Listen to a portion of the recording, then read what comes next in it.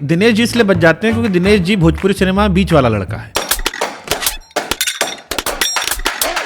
जहां ऐसी बात आती है कि मनोज तिवारी, रवि किशन, निरहुआ को बुला लो, और जब पवन सिंह, खेसारी लाल, निरहुआ को बुला लो, तो आप भोजपुरी सिनेमा के रामविलास पासवान जी हैं।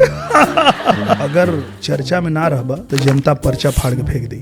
करिश्मा कपूर बहुत पसंद है आपको। अब सोचिए कितनी पसंद है कि राजा हिंदुस्तानी देखे थे और हम निरहुआ हिंदुस्तानी बना दिए। निरहुआ हिंदुस्तानी 1, निरहुआ हिंदुस्तानी 2, 3, 4 तक आ गई। अरे गजब। निरहुआ बुलाने में शुरू में लोग गुस्साते थे आप? यार मैं दिनेश लाल यादव हूँ। दुलही रहे बीमार, निरहुआ सटल रहे।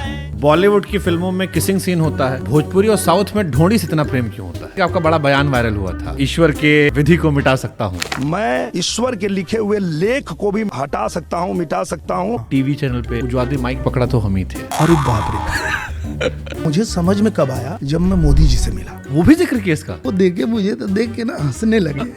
एक चीज का ध्यान रखो कि हम लोग ना यहाँ देश चलाने के लिए बैठे हैं, चैनल चलाने के लिए नहीं। खेसारी जब डेब्यू हो रहा था, उनकी पहली पिक्चर में आपने हेल्प की थी। हाँ। जब उनके प्रचार में खेसारी नहीं आए तो क्या उनको तकलीफ हुआ था? वो रेडी थे। पवन जी खेल कर देते हैं थोड़ा। मैं गा के बोला, सोहली में सूचना जारी बा, निरहुआ से बढ़िया खेसारी बा। आपके फेवरेट रवि जी हैं? मामला लीगल में वो गए, आप भी आ गए हैं। वो सांसद बने, आप वो सांसद बन गए। आप और आम्रपाली जी साथ रहते थे, रिश्ता था। अब 1 साल से खटपट हो गई है। राम भद्राचार्य जी के पास आप गए थे, उनको अर्धांगिनी वहां कह दिया था। राम भद्राचार्य जी बोले ई के है तुहार बहन नहीं। आम्रपाली भौजी जिंदाबाद, आम्रपाली भौजी जिंदाबाद। आपके लिए गरीबी के मायने क्या है? पवन सिंह जी ने 500 देवी गीत गाया, उसको भी गाना पड़ता है। कमरिया करेला पालप लॉलीपॉप लागेलू। जब गरीब होते हैं ना तो उस समय सिर्फ दिखता है मेरे घर पे कैसे पैसा आएगा, कैसे खाना बनेगा। मैं हनुमान चालीसा सुनता हूँ। हम गा वो रहे हैं जो आप सुन रहे हैं, पर हमको जो सुनना है वो हम सुन रहे हैं। जो आप लड़ाई कर रहे थे कि भाषा के खिलाफ, राज ठाकरे से नहीं डरते आप? हाथ उसी पे उठाते हो ना जिस पे आपको पता होता कि पलट के नहीं मारेंगे। के जीती बिहार। बड़ा कठिन सवाल पूछ रहे। ओ मायन पूर्णा भैरव बाबा रहा न कोई बाकी, बम बम बोल रहा है काशी, बम बम बोल रहा है काशी।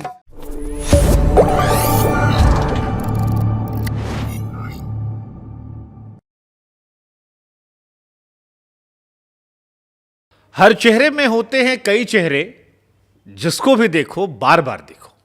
मेरे मेहमान की भी यही पहचान है, उनमें भी कई पर्सनैलिटी है। वो एक्टर हैं, डायरेक्टर हैं, सिंगर हैं, पॉलिटिशियन हैं, और जो जो बचा है वो भी हो जाएंगे, इतना हमको भरोसा है। भोजपुरी सिनेमा के सबसे बड़े स्टार हैं, ऐसा हमारे यहाँ कई सारे भोजपुरी स्टार ने कहा। लेकिन एक जो डेटा पक्का है वो ये कि उनकी पिक्चर यूट्यूब पर सबसे ज़्यादा देखी जाने वाली भोजपुरी पिक्चर है। Dinesh Lal Yadav ji, welcome to my show. बहुत धन्यवाद भैया। कैसे हैं महाराज? एकदम फर्स्ट क्लास, बहुत बढ़िया। और जब आपने बुला लिया है तो और बढ़िया हो गए। आपके सारे चेले चपाटे हमारे यहाँ के गए, सब लोग कह गए कि दिनेश भैया सबसे बड़े एक्टर हैं। आपस में बहुत मार्क कटाई होता है भोजपुरी सिनेमा में, हम अक्सर सुनते हैं इनके बारे में वो बोल दिए, उनके बारे में वो बोल दिए। लेकिन आपका नाम ऐसा था जहाँ सब सम्मान दे के चले गए, तो इसको कैसे देख रहे हो आप? मुझे लगता है भैया कि ये तो दुनिया की रीत है कि अब जब आप किसी को सम्मान देंगे तो सामने से सम्मान ही मिलेगा। तो हमारी इंडस्ट्री में जितने भी लोग हैं जो हमसे सीनियर हैं, उनको हम बहुत सम्मान करते हैं, बहुत रिस्पेक्ट करते हैं, अपने गुरु की तरह उनका आदर करते हैं। और जो भी हमारे बाद आए हैं उनको भी हम बहुत प्यार करते हैं, अपने भाई की तरह, छोटे भाई की तरह। तो इसलिए मेरे साथ किसी का कुछ अनबन हो नहीं पाता है। जैसे जो हमारे सीनियर हैं रवि किशन भैया, मनोज तिवारी भैया, वो दोनों को ही मैं, और ये दिल से मानता हूँ, जो सच है कि अगर वो दोनों लोग नहीं होते तो मुझे तो कभी अवसर ही नहीं मिलता यहाँ तक पहुँचने का। मैंने देखा था कि जब मैं कलकत्ता में पढ़ाई कर रहा था तो उस दौरान टेलीविज़न पे कहीं कुछ भोजपुरी का लेना देना कुछ नहीं था। उस समय एक गाना आया टीवी पे और उसमें मैंने देखा कि रवि किशन भैया जो है भोजपुरी गाना उनका आ रहा है, तो मुझे बड़ा प्राउड हुआ कि यार टीवी पे मेरी भोजपुरी भाषा आ गई। तो उस दिन से वो जो सम्मान था वो अभी तक है, जीवन भर रहेगा। उसके बाद जब हमारे मनोज तिवारी भैया आए, एक सिंगर हीरो बने, ससुरा बड़ा पैसा वाला। अरे क्या कहर बरपाए थे वो। ऊपर वाली, बगल वाली, सामने वाली, एक गुड्डी और इनके पापा, हमें सब रटा है आज। जी। तो वो जब आए और उस फिल्म की जो अपार सफलता थी, गजब वायरल लेकिन होता वो। गजब, तब जाके ये ट्रेंड शुरू हुआ कि वहाँ जो सिंगर हैं और पॉपुलर हैं तो उनको लेके फिल्म बनाते हैं। तो इस वजह से मुझे भी मौका पूरब के बेटा एल्बम चला था उनका, और फिर ससुरा बड़ा पैसा वाला। ससुरा बड़ा पैसा वाला, तो उन्हें अवसर मिला और उन्होंने दिखाया। अच्छा महाराज, हम हो याद है, सोचो आप, देखिए पंडित जी बताई ना बिया ब्याह कब कब हुई हाँ, बस ये सब लाइन से पिक्चर जो उस बीच में आई थी। आई थी, और वही उनकी ही देन है कि उसके बाद जब मैं आया, पवन सिंह आए, खेसारी लाल यादव आए, अरविंद अकेला आए, प्रवेश लाल आए, चिंटू आए, ये जो जितने लोग आए, फिर वो एक रास्ता तो वहीं से बना। तो फिर उनसे क्या हम कंपटीशन करेंगे, उनसे हम क्या लड़ेंगे। हमसे कोई कहा कि दिनेश जी इसलिए बच जाते हैं क्योंकि दिनेश जी भोजपुरी सिनेमा बीच वाला लड़का है। ऊपर रवि जी मनोज जी लड़ लिए, नीचे पवन खेसारी लड़ लिए, दिनेश जी वाला कोई मिला नहीं, वो अकेले रह गए। नीचे वाले भैया हो गए, ऊपर वाले भैया कह दिए, काम चल गया। हाँ, कहीं ना कहीं ये है कि मतलब आपके समकक्ष वाला कोई था नहीं उधर। वो नीचे वाले दो आपस में लड़ रहे थे, ऊपर वाले दो का चल रहा था कि हम बड़े तुम बड़े, आप कहे हम बीच में हैं, आराम से मजे में हैं। नहीं, मैं ही इकलौता ऐसा एक्टर हूँ जिसको जहाँ ऐसी बात आती है कि मनोज तिवारी, रवि किशन, निरहुआ को बुला लो, हाँ, और जब पवन सिंह, खेसारी- खेसारी लाल, निरहुआ को बुला लो। तो वो जो तिकड़ी पूरा होती है ना, मैं वहाँ भी पूरा कर देता हूँ, यहाँ भी पूरा कर देता हूँ। तो इसलिए मुझे लगता है कि तो आप उसका- भोजपुरी सिनेमा के रामविलास पासवान जी हैं। यूपी एनडीएम दोनों में फिटवाते हैं। हाँ, फिट तो हो जाते हैं। और कहीं ना कहीं ये सच में मैं देखा, आप ही के पॉडकास्ट में देख रहा था, पवन जी को देखा मैंने, खेसारी जी को देखा, तो ये भी उनका बड़प्पन है, उनकी महानता है कि वो एक ऐसे कलाकार जो उनके साथ में ही काम कर रहे हैं, एक ही इंडस्ट्री में काम कर रहे हैं, फिर भी उनको अगर सम्मान दे रहे हैं तो ये उनका बड़प्पन है। या इसलिए कह रहे थे कि दूसरे वाले कह नहीं सकते, अब पवन जी खेसारी नहीं, खेसारी पवन नहीं कहे, आप सेफ नाम है। अच्छा, वो लोग आपस में थोड़ा जो लड़ते भी है ना, वो एक उनका मस्ती है। जानता हूँ, दोनों मेरे मित्र हैं, मैं दोनों को ऑफ द रिकॉर्ड भी जानता हूँ। हाँ, और दोनों मस्ती खोर हैं, और मुझसे जब मिलते भी हैं और मैं कभी कभी ये बोलता हूँ, क्यों लड़ रहे हो तुम लोग, ये बाहर बात हो रही है, कह रहे वो लोग लड़ रहे, क्यों, क्या है? अरे कुछ ना भैया, अब तू तो लड़बा ना, तो कुछ तो केहू तो चाहिए तो नहीं।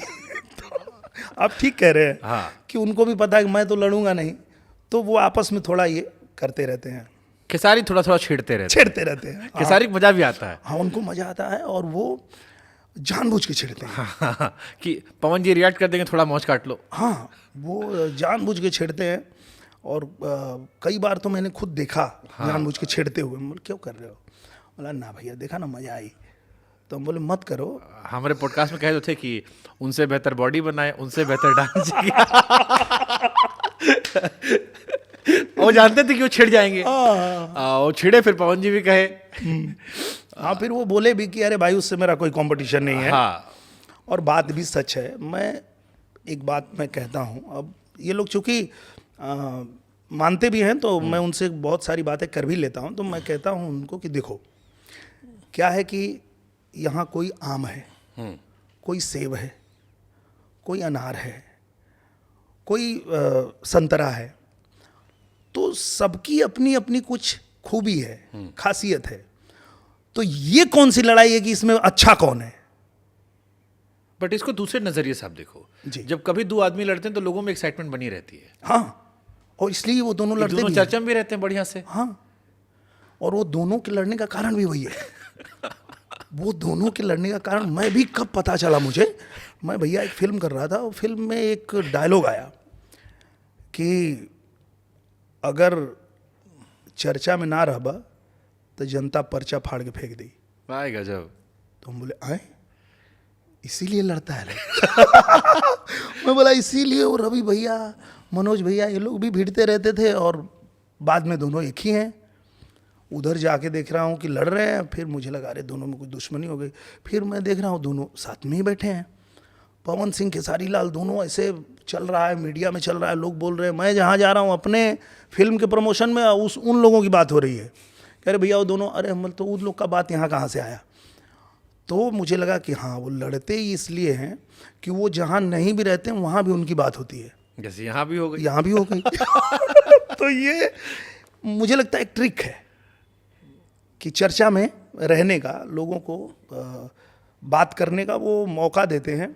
और शायद इसीलिए देखिए अभी ये जो शो भी है जिसमें मैं भी गया था, बिग बॉस, लोगों को वो पसंद भी आता है। दो लोग लड़ रहे हैं और देखने में मज़ा आ रहा है उनको, तो वो कहते तो हैं कि काहे लड़ रहे हैं, पर उनको मज़ा तो आता है, इसीलिए देख रहे हैं। जनता भी चाहती है ना कि हमारा अलग अलग हो। हाँ। रोहित शर्मा, विराट कोहली, शाहरुख खान, सलमान खान, ये सब चलता है ना कि तुम इधर वाला हो कि इधर वाला हो। हाँ, सब इंगेज रहते हैं आपस में, पूरा मार्केट चल रहा है इसी पे। और उसी में उनको मज़ा भी आता है। और ये भी रहता है कि चलो भाई, एक जैसे कभी कभी क्या होता है कि हम लोग कोई गेम खेल रहे होते हैं, तो उस गेम में एक तरफ छोटा भाई है, एक तरफ बड़ा भाई है, लेकिन जब वो गेम शुरू होता है तो लगता है कि दोनों एक दूसरे के दुश्मन हैं।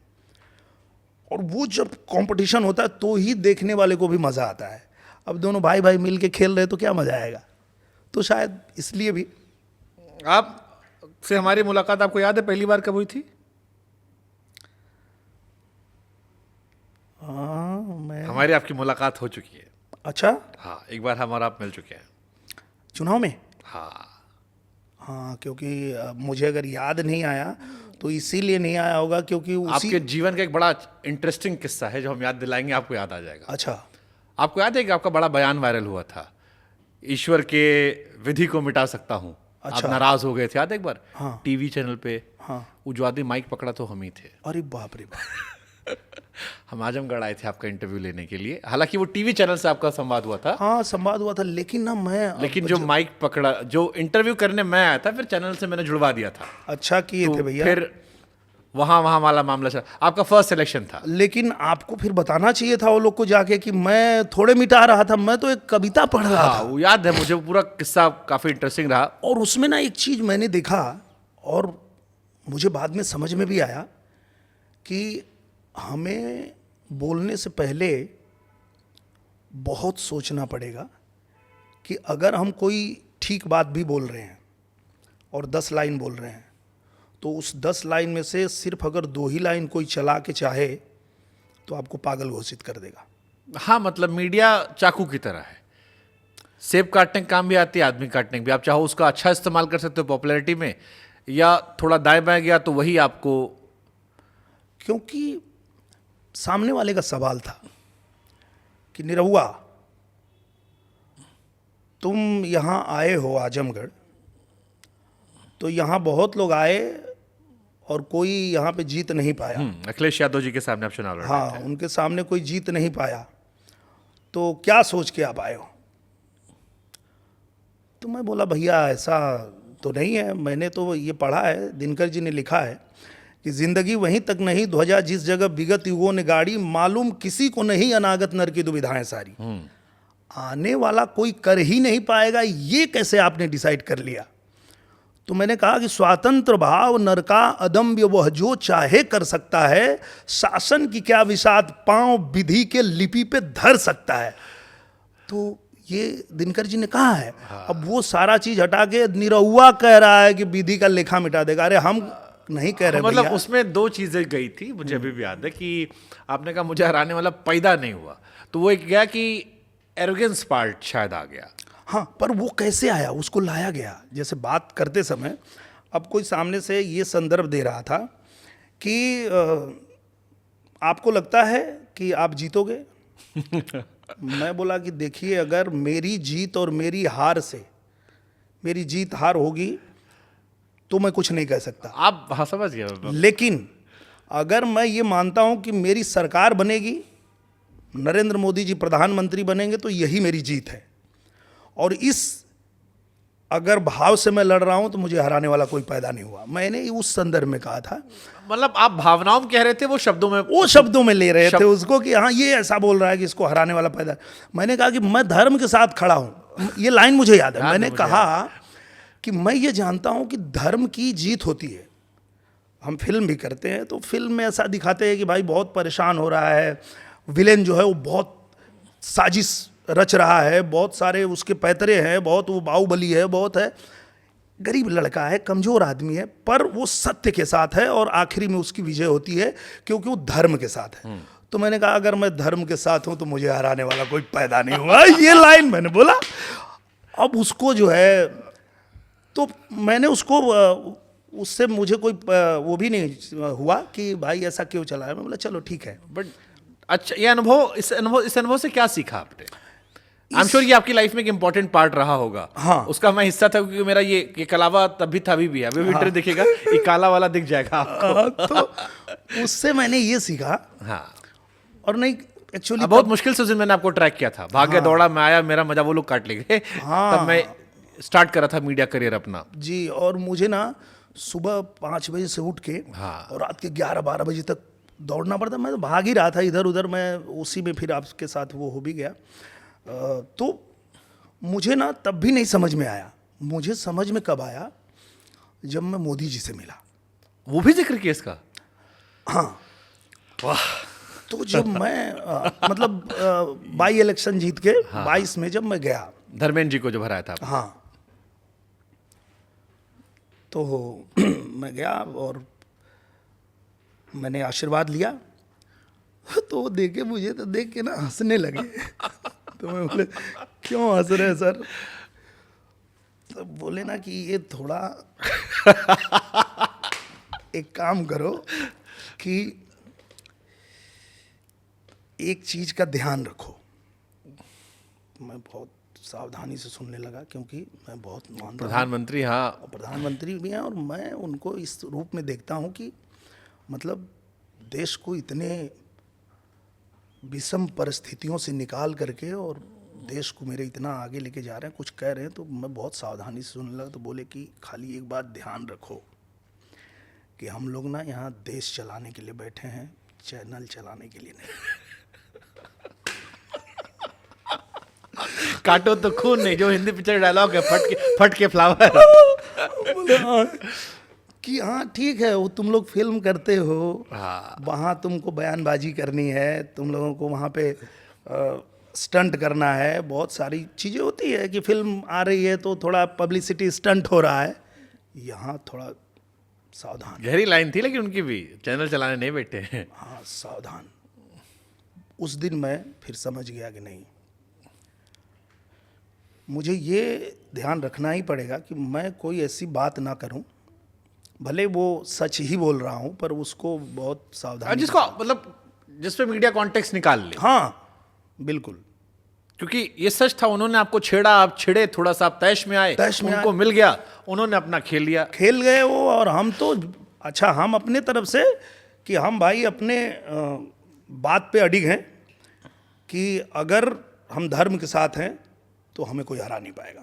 और दूसरा, आप एक तो अखिलेश जी खिलाफ लड़ रहे थे, तो वैसे वो बड़ी हाई प्रोफाइल सीट थी। हाँ। तो अखिलेश जी के चाहने वाले उसको वैसे भी वायरल करते। हाँ, वैसे भी वो तो पता चल जाता है, वो जो सामने बैठे थे उनका कोई भी इंटरव्यू देखो तो पता चल जाता है कि उनको ना दिक्कत है, उनको बीजेपी से दिक्कत है, उनको मोदी जी से दिक्कत है। बहुत सारे ऐसे लोग हैं, अपनी अपनी पसंद होती है उनको, ठीक है, और उसमें कोई बुराई नहीं है। हाँ, मेरे बॉस रहे हैं वो, मैंने उनसे पूछा भी था, उन्होंने कहा बैलेंस बना रहना चाहिए। हाँ, तो ठीक है।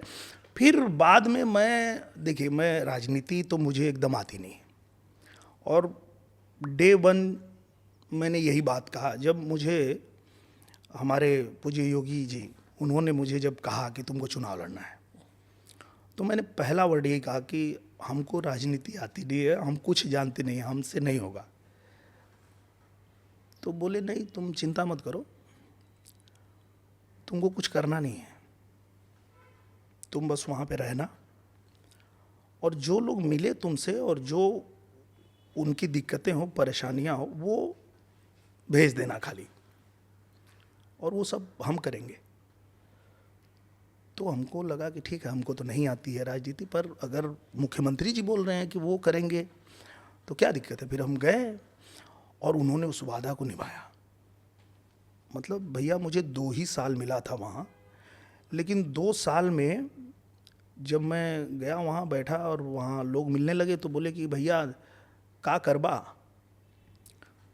तो हम याद किए अपना बचपन वाला दिन, जब हम पहला एल्बम गाए थे कि केहू जौन किया नहीं करके दिखाएंगे।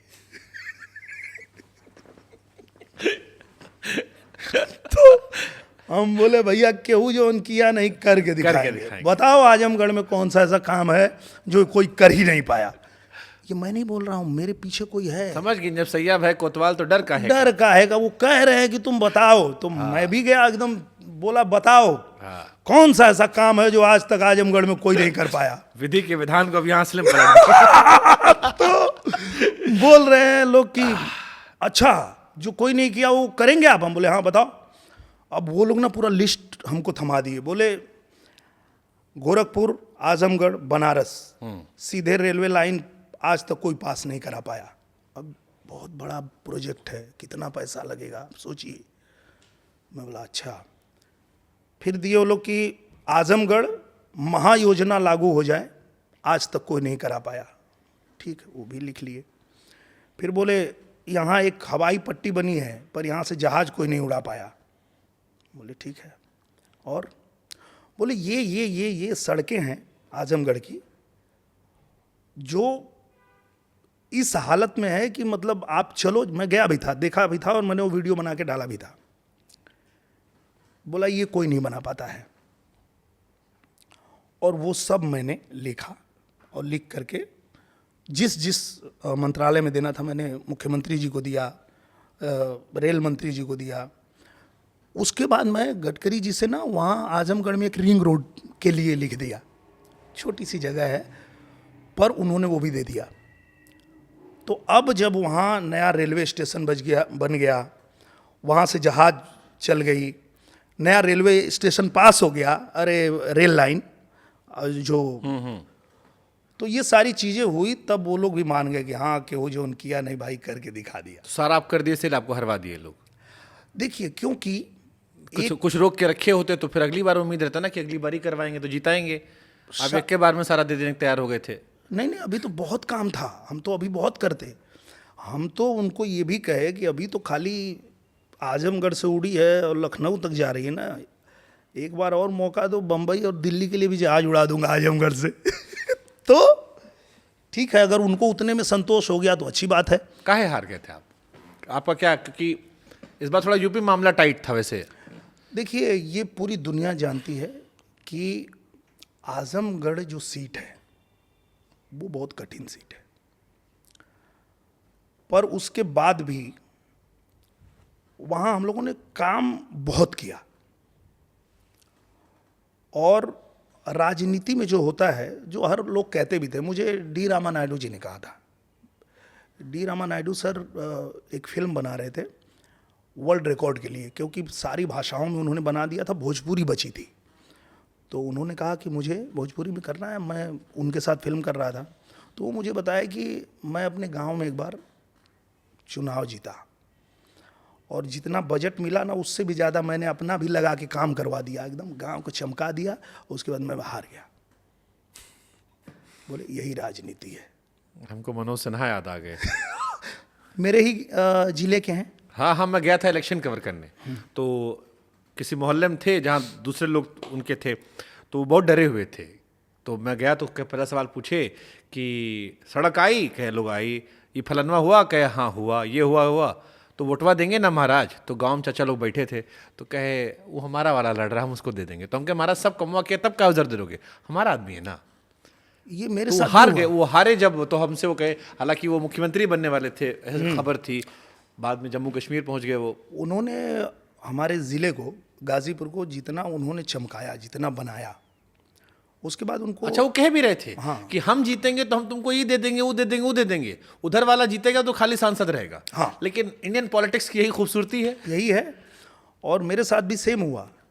तो वो जो सड़कें बताए थे लोग कि ये कोई बना नहीं पाया, ये कोई बना नहीं पाया, हम गए और हमने मुख्यमंत्री जी से आग्रह किया कि ये ज़रूरी है।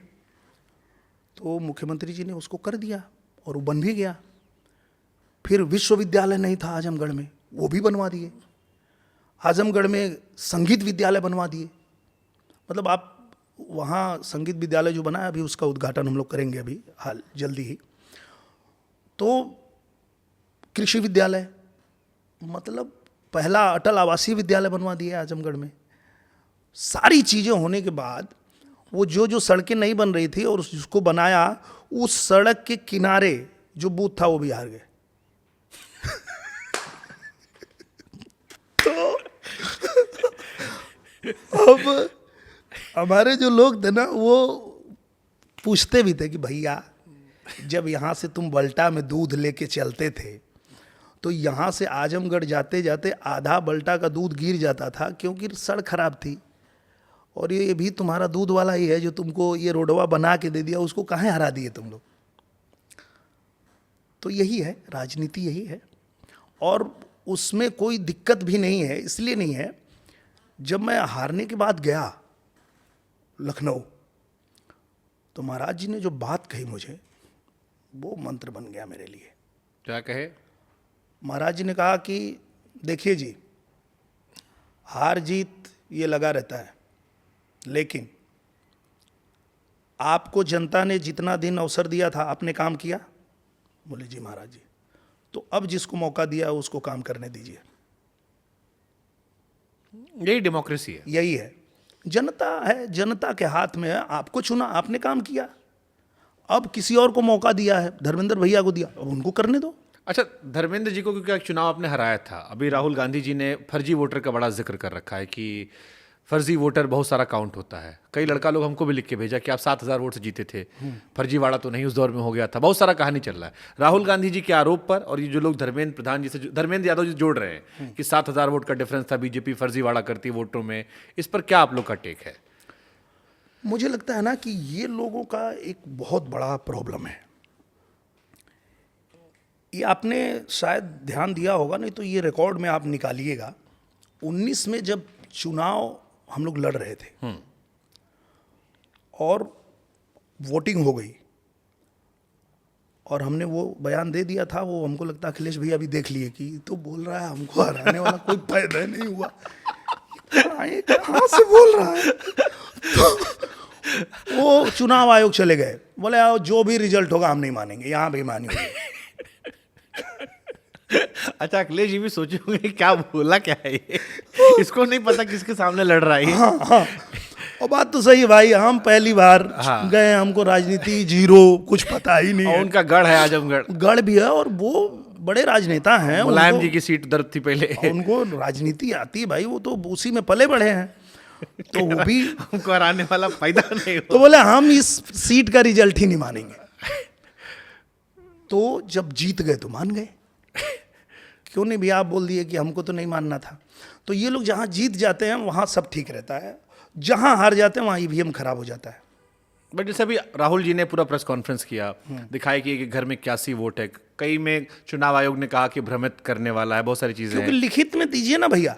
क्या होता है कि आप बोलने के लिए तो बोल दिए, पर कहीं लिखित आपने किया, उसके खिलाफ अगर आपने लिखित दिया होता तो एक रिकॉर्ड में होता कि हाँ भाई लिखित आपने दिया है, पर वो लिखित तो दे ही नहीं रहे तो हैं। फिर राहुल जी ने काहे किया, इसको काहे बोला इतना बड़ा प्रेस कॉन्फ्रेंस करके? क्योंकि उनको पता है कि वो बार बार झूठ बोल सकते हैं, खटाखट आएगा, वो लोग भी इंतजार ही कर रहे हैं कब आएगा। झूठ बोल के ही जीते थे ना। आपने पूछा कि कैसे हार गए इतना काम करने के बाद, क्योंकि जनता उस समय पे भ्रमित हो जाती है कि ये तो जितना आपने जैसा कहा कि रोड बना ही दिया, ये बना ही दिया, वो सब तो ये बना ही दिया, अब क्या करेगा। वो सामने वाला तो बोल रहा है कि खाता में पैसा आएगा खटाखट, तो खाता वाला ले लेते हैं।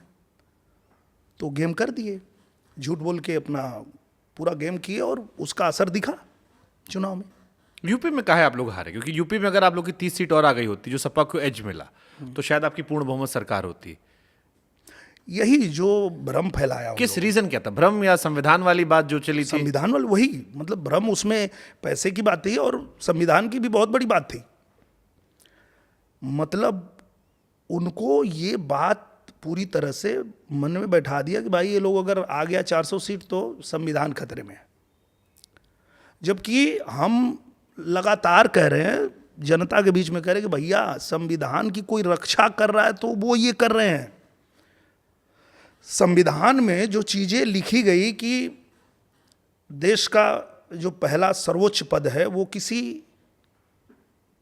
अल्पसंख्यक या आदिवासी समाज के लोगों के लिए होना चाहिए, तो ये लोग तो नहीं कर पाए, कांग्रेस वालों ने तो नहीं किया। ये तो जब मोदी जी आए तो उन्होंने बनाया। क्या चीज़? राष्ट्रपति के लिए। बट ये लिखा कहीं थोड़ी ना है कि बैठाना चाहिए। नहीं, पर ये चीजें तो है कि भाई किस समुदाय के लोगों को कितना अधिकार मिलना चाहिए। मतलब ये भी दुर्भाग्यपूर्ण है कि हमारे देश में हम इस तरह से पॉलिटिक्स करते हैं, but harsh reality of Indian politics कह सकते हैं। और मैं भी मानता हूं कि ये नहीं होना चाहिए, मैं भी ये मानता हूं कि बिल्कुल नहीं होना चाहिए, पर इसी पे ये लोग खेलते हैं और यही चलता है। क्योंकि आप देखिए कि मैं कई बार, और इस पे बहुत विवाद भी हुआ, लोगों ने बोला कि ये क्या बात कर रहा है, पर मैं बोला मैं ठीक बोल रहा हूं भाई। जब तुमको ये समझा दिया है तुम्हारे नेता ने कि सरकारी नौकरी ही रोजगार है, सवाल पूछा मेरे से कि एसएससी वाले पे? नहीं नहीं, अच्छा। बेरोजगारी पे। मैं चुनाव लड़ रहा था उस समय, एक जन आया बोला कि देश में बेरोजगारी बढ़ रही है, इसके बारे में बोलिए। तो मैं बोला ये बढ़ा कौन रहा है?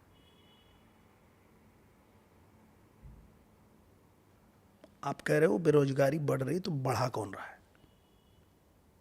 बोला मतलब? मैं बोला आपने कहा ना कि सरकारी नौकरी नहीं मिल रही है खास करके और बेरोजगारी बढ़ रही है, मतलब आपने मान लिया है कि सरकारी नौकरी ही रोजगार है। तो इस देश में सरकारी नौकरी है कितनी? 80 लाख। तो 80 लाख के बाद जितना संख्या होगी, जनसंख्या होगी, वो बेरोजगारी मानोगे आप, क्योंकि आप कह रहे हो ये बात। वो तो नहीं बढ़ जाएगी ना। बट जैसे दिल्ली में भी लड़का लोग प्रोटेस्ट कर रहा था, हमने बुलाया उनको, तो कह रहे हैं कि जितना पद है कम से कम उतना तो भरना चाहिए। जैसे रेलवे में नहीं, खाली पद है बहुत सारा, वहाँ भर नहीं रहे। एग्जाम जो हो रहा है उसमें आगे पीछे तारीख हो रहा है। एसएससी वाला लड़का लोग परेशान है। तो वो ये कह रहा है कि ऐसा लगता है प्रायोरिटी में नहीं है। जैसे सरकार जो है उसको भी समझ में आ गया कि ना उसको नौकरी के लिए वोट मिलता है, उसको अलग चीज़ों के लिए वोट मिल रहा है, वो अपना वो कर रहे हैं। नौकरी, छात्र, शिक्षक ये प्रायोरिटी नहीं है। नहीं, ऐसा नहीं है। ये लोग विपक्ष वाले ये मुद्दा बनाते हैं। और देखिए भैया, ये परसेप्शन बन चुका है। मतलब मैं आपको ये, अगर आप मोदी जी से मिलना तो उनको बात ये बताना कि ये परसेप्शन एक सरकार को लेके बन गया है जी। कि मंदिर पे आप अच्छा कर रहे हो, धर्म पे आपकी चर्चा हो रही है कि आप लोगों ने किया, बट जो नया पीढ़ी का बच्चा है उसको ये लगने लगा है कि प्रायोरिटी ही नहीं है। यूपीएससी छोड़ के जितने पेपर हैं सब में कुछ कुछ कुछ कुछ हो रहा है। प्रोटेस्ट सब जगह चल रहा है, यूपी में, बिहार में। जैसे बीपीएससी का लड़का लोग था, प्रोटेस्ट करता है तो कभी नीतीश जी पिटवा देते हैं, कभी यूपी में पिट जाता है। तो उसको लगता है कि यार ये क्यों हो रहा है, हम ही तो फ्यूचर है। नहीं, मैं इस बारे में थोड़ा सा कहता हूं। सरकार की मंशा है कि देश में जितना ज़्यादा से ज़्यादा हो, रोजगार हो, और देश को जितना हम समृद्ध बना सकते हैं बनाएं। और चूंकि विपक्ष का काम ये है कि वो कोई एक ऐसा मुद्दा ढूंढ के और प्रोपोगंडा बनाते हैं। मतलब उनका तो काम ही यही है ना, तो चाहेंगे काम है भाई वो विपक्ष में है, तो वो भी तारीफ थोड़ी करेंगे। हाँ, तो यही जो बेरोजगार कर रहे थे और सारी चीज़ें हो रही थी, भर्ती नहीं आ रही है, भर्ती नहीं आ रही है। मैंने इतना तक देखा था कि यूपी में बच्चे जो है वो अपना मार्कशीट जला रहे हैं, इस तरह की चीज़ें थी। 60,000 भर्ती एक साथ हुई। महाराज जी ने 60,000 भर्ती कराया और कोई न किसी का सोर्स चला, ना ही कोई जाति धर्म, कुछ भी नहीं देखा गया। जो योग्य हैं, जो पात्र हैं, वो भर्ती हुए। तो अब ये लोग उस पर बात नहीं करेंगे। अच्छा, एक सवाल कि आपने जात का जिक्र कर दिया, आप दिनेश लाल यादव जी। लोग, बहुत सारे लोग ये कहते हैं कि पहले आप मुलायम जी को पसंद करते थे, फिर आप अखिलेश जी के खिलाफ चुनाव लड़ लिए। आप ही के जात का लोग आपके खिलाफ खूब सारा बोलता है कास्ट को लेके कि आप बीजेपी की तरफ क्यों चले गए। आप ही के मित्र हैं जिनकी फिल्मों में आपने पैसा लगाया था, वो आपका प्रमोशन करने नहीं आए। हमको लड़का लोग ये भी लिखा, उधर हम बाद में जाएंगे। हाँ, वो कहते हैं यादव होकर आप बीजेपी सपोर्ट क्यों कर रहे हो यूपी में, क्योंकि वो ये मानते हैं कि आपको सपा करना चाहिए था, आप बीजेपी में क्यों आपका मोह है। मुझे लगता है यही चीज जिस दिन समझ में आ जाए लोगों को कि आप जाति पर जब तक खेलोगे तब तक आप कमजोर ही रहोगे। आपको इससे ऊपर उठना पड़ेगा।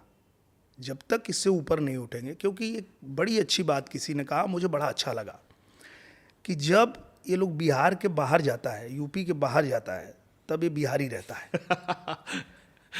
हाँ और जैसे बिहार में आएगा तो अहिर ब्राह्मण ठाकुर बन जाता है हाँ। कि हम ब्राह्मण हैं, हम अहिर हैं, हम ठाकुर हैं, हम ये हैं, फलाना है, ढिकाना है। तो बोले तुम लोग ये जो करता है दिल्ली ना, में आके बिहारी बन जाता है। दिल्ली में आएगा तो बिहारी बन जाएगा, मुंबई में आएगा तो अरे हम बिहारी हैं भैया, हम तो अरे हाँ, यहाँ से। कॉलेज से लेकर हर जगह, सही बात है ये। तो तरक्की करना है तो ऐसे रहो ना भाई, एक रहो ना, एकजुट रहो। और ठीक है, मैं इससे भी मना नहीं करता हूँ कि जो जाति प्रथा मनाई गई या जो थी वो सही थी, वो भी गलत है, लेकिन अब वो समय नहीं है। आप समय के साथ चलो ना। आज का समय ये है कि आज कौन देखता है, हम लोग यहाँ काम करते हैं, हम तो नहीं देखते हैं यहाँ पे कि कोई जाति का है इसलिए आपके साथ काम कर रहा है, आपके भाषा का इसलिए कर रहा है, आपके धर्म अगर का काम है। आता है तो दे देते भाई, नहीं आता तो आपको काम, आप कैमरामैन है, अच्छा चलाते हैं, कौन भाषा बोलते हैं, मुझे क्या फर्क पड़ता सही है। बात है। आप महाराष्ट्रियन है, मराठी बोलते हैं, कोई बात नहीं, आइए आप कैमरा आप ले लीजिए। जब तक काम आता है। हाँ, आप कौन है भैया, हम मुसलमान हैं, लेकिन आप अच्छे डायरेक्टर हैं, आप डायरेक्ट कीजिए। हम थोड़े देखते हैं जाति धर्म और सारी चीज़ें। पर जहाँ पे ये लोग देखते हैं वो पिछड़ेपन का कारण ही वही है। आज भी बिहार अगर पिछड़ा रह गया, और तो कारण यही है कि आप जब बिहार से बाहर जाते हो तो बिहारी हो जाते हो, और जब बिहार में आते हो तो अहिर ब्राह्मण ठाकुर हो जाते हो। ठीक, सुतर बात, लॉजिक है इसमें। अच्छा, ये पवन सिंह का राजनीतिक दुख काहे नहीं खत्म होता? ये आप लोग क्यों, जितना बड़का भैया लोग हो, उनका टिकट कैंसिल करवा देते हो? अरे अब हमारे यहाँ कहे भाई, कहे कि हमको अनाउंसमेंट हो गया, सब हो गया, उसका कहे कि गंदा गाना गाते हो, और गंदा गाने के नाम पे चला गया, जबकि भैया लोग गाते थे गोरिया दगा दे गेल बंगाल और दुनिया भर का, क्यों मारेला चकाचक गावत रहा। मैं ये बात खुद फोन करके बोला भैया आपको मैं बताता हूँ, फिर पवन जी मिलेंगे तो उनसे पूछिएगा हाँ, वो हमसे कहे भाई कि मेरा मन था लड़ने के, यार मैं वहां तक गया था, फिर हमसे आखिरी में कहे टिकट वापस कर दो। मैंने कहा कि मत करना, और तीनों भैया बीजेपी सांसद बने बैठे थे। तो मैंने फोन किया हाँ। वापस करना नहीं। क्या हुआ कि जब मैं जीत के गया तो मैं राष्ट्रीय अध्यक्ष जी से मिलने गया, तो राष्ट्रीय अध्यक्ष जी से मिला, आशीर्वाद लिया, तो उन्होंने बोला कि अब तुम्हारे बाद कौन ये कोटा चल रहा है, अगला अगला आदमी कौन लाओगे? अगला कौन? तो मैं बोला पवन सिंह। हाँ। एक सेकंड नहीं लगा बोलने में, मुझे पता है। नड्डा जी से बात हुई थी। हाँ, नड्डा जी ने पूछा, हाँ। तुम्हारे बाद कौन? हाँ तुम्हारे बाद कौन? अगला पीढ़ी कौन? हाँ, क्योंकि चल रहा है, मनोज भैया आए, रवि भैया आए, निरहुआ आ गया, अब कौन? बोले पवन सिंह। तो बोले ठीक है। और फिर रवि भैया ने भी, मनोज भैया ने, सबने कहा कि उनको लड़ाया जाए, और पवन जी को टिकट मिल गया। उधर चुनाव में बंगाल के जो एक कोई लीडर थे, वो इनके खिलाफ माहौल बनाने लगे। बाबुल सुप्रियो, हाँ, वो भी पहले बीजेपी के थे। बीजेपी के थे, और फिर वो लगे इनके ऊपर कि बंगाली लोगों के बारे में ऐसा गाता है, वैसा गाता है, ये वो, तो चीजें होने तो लगी। उसका एक इनसाइड स्टोरी हमको अब बाद में पता लगा। वो था कि मैं नाम नहीं लूंगा, कि हमारे 3 भैया लोग जो हैं ऊपर वाले, इन्हीं में से एक भैया ने उधर फैलवा दिया था, और फिर उधर से भैया का उधर आया, फिर हमसे कहा कि वापस कर दो। तो इन्हीं भैया में से जो गोरी बंगाल दगा दे गेल, नहीं, एक भैया दगा दे गेल। अब वो मुझे पता नहीं है, पर मैं, देखिए मैं निश्चल आदमी हूँ, मैं सच बता रहा हूँ आपको, एकदम जो हुआ था।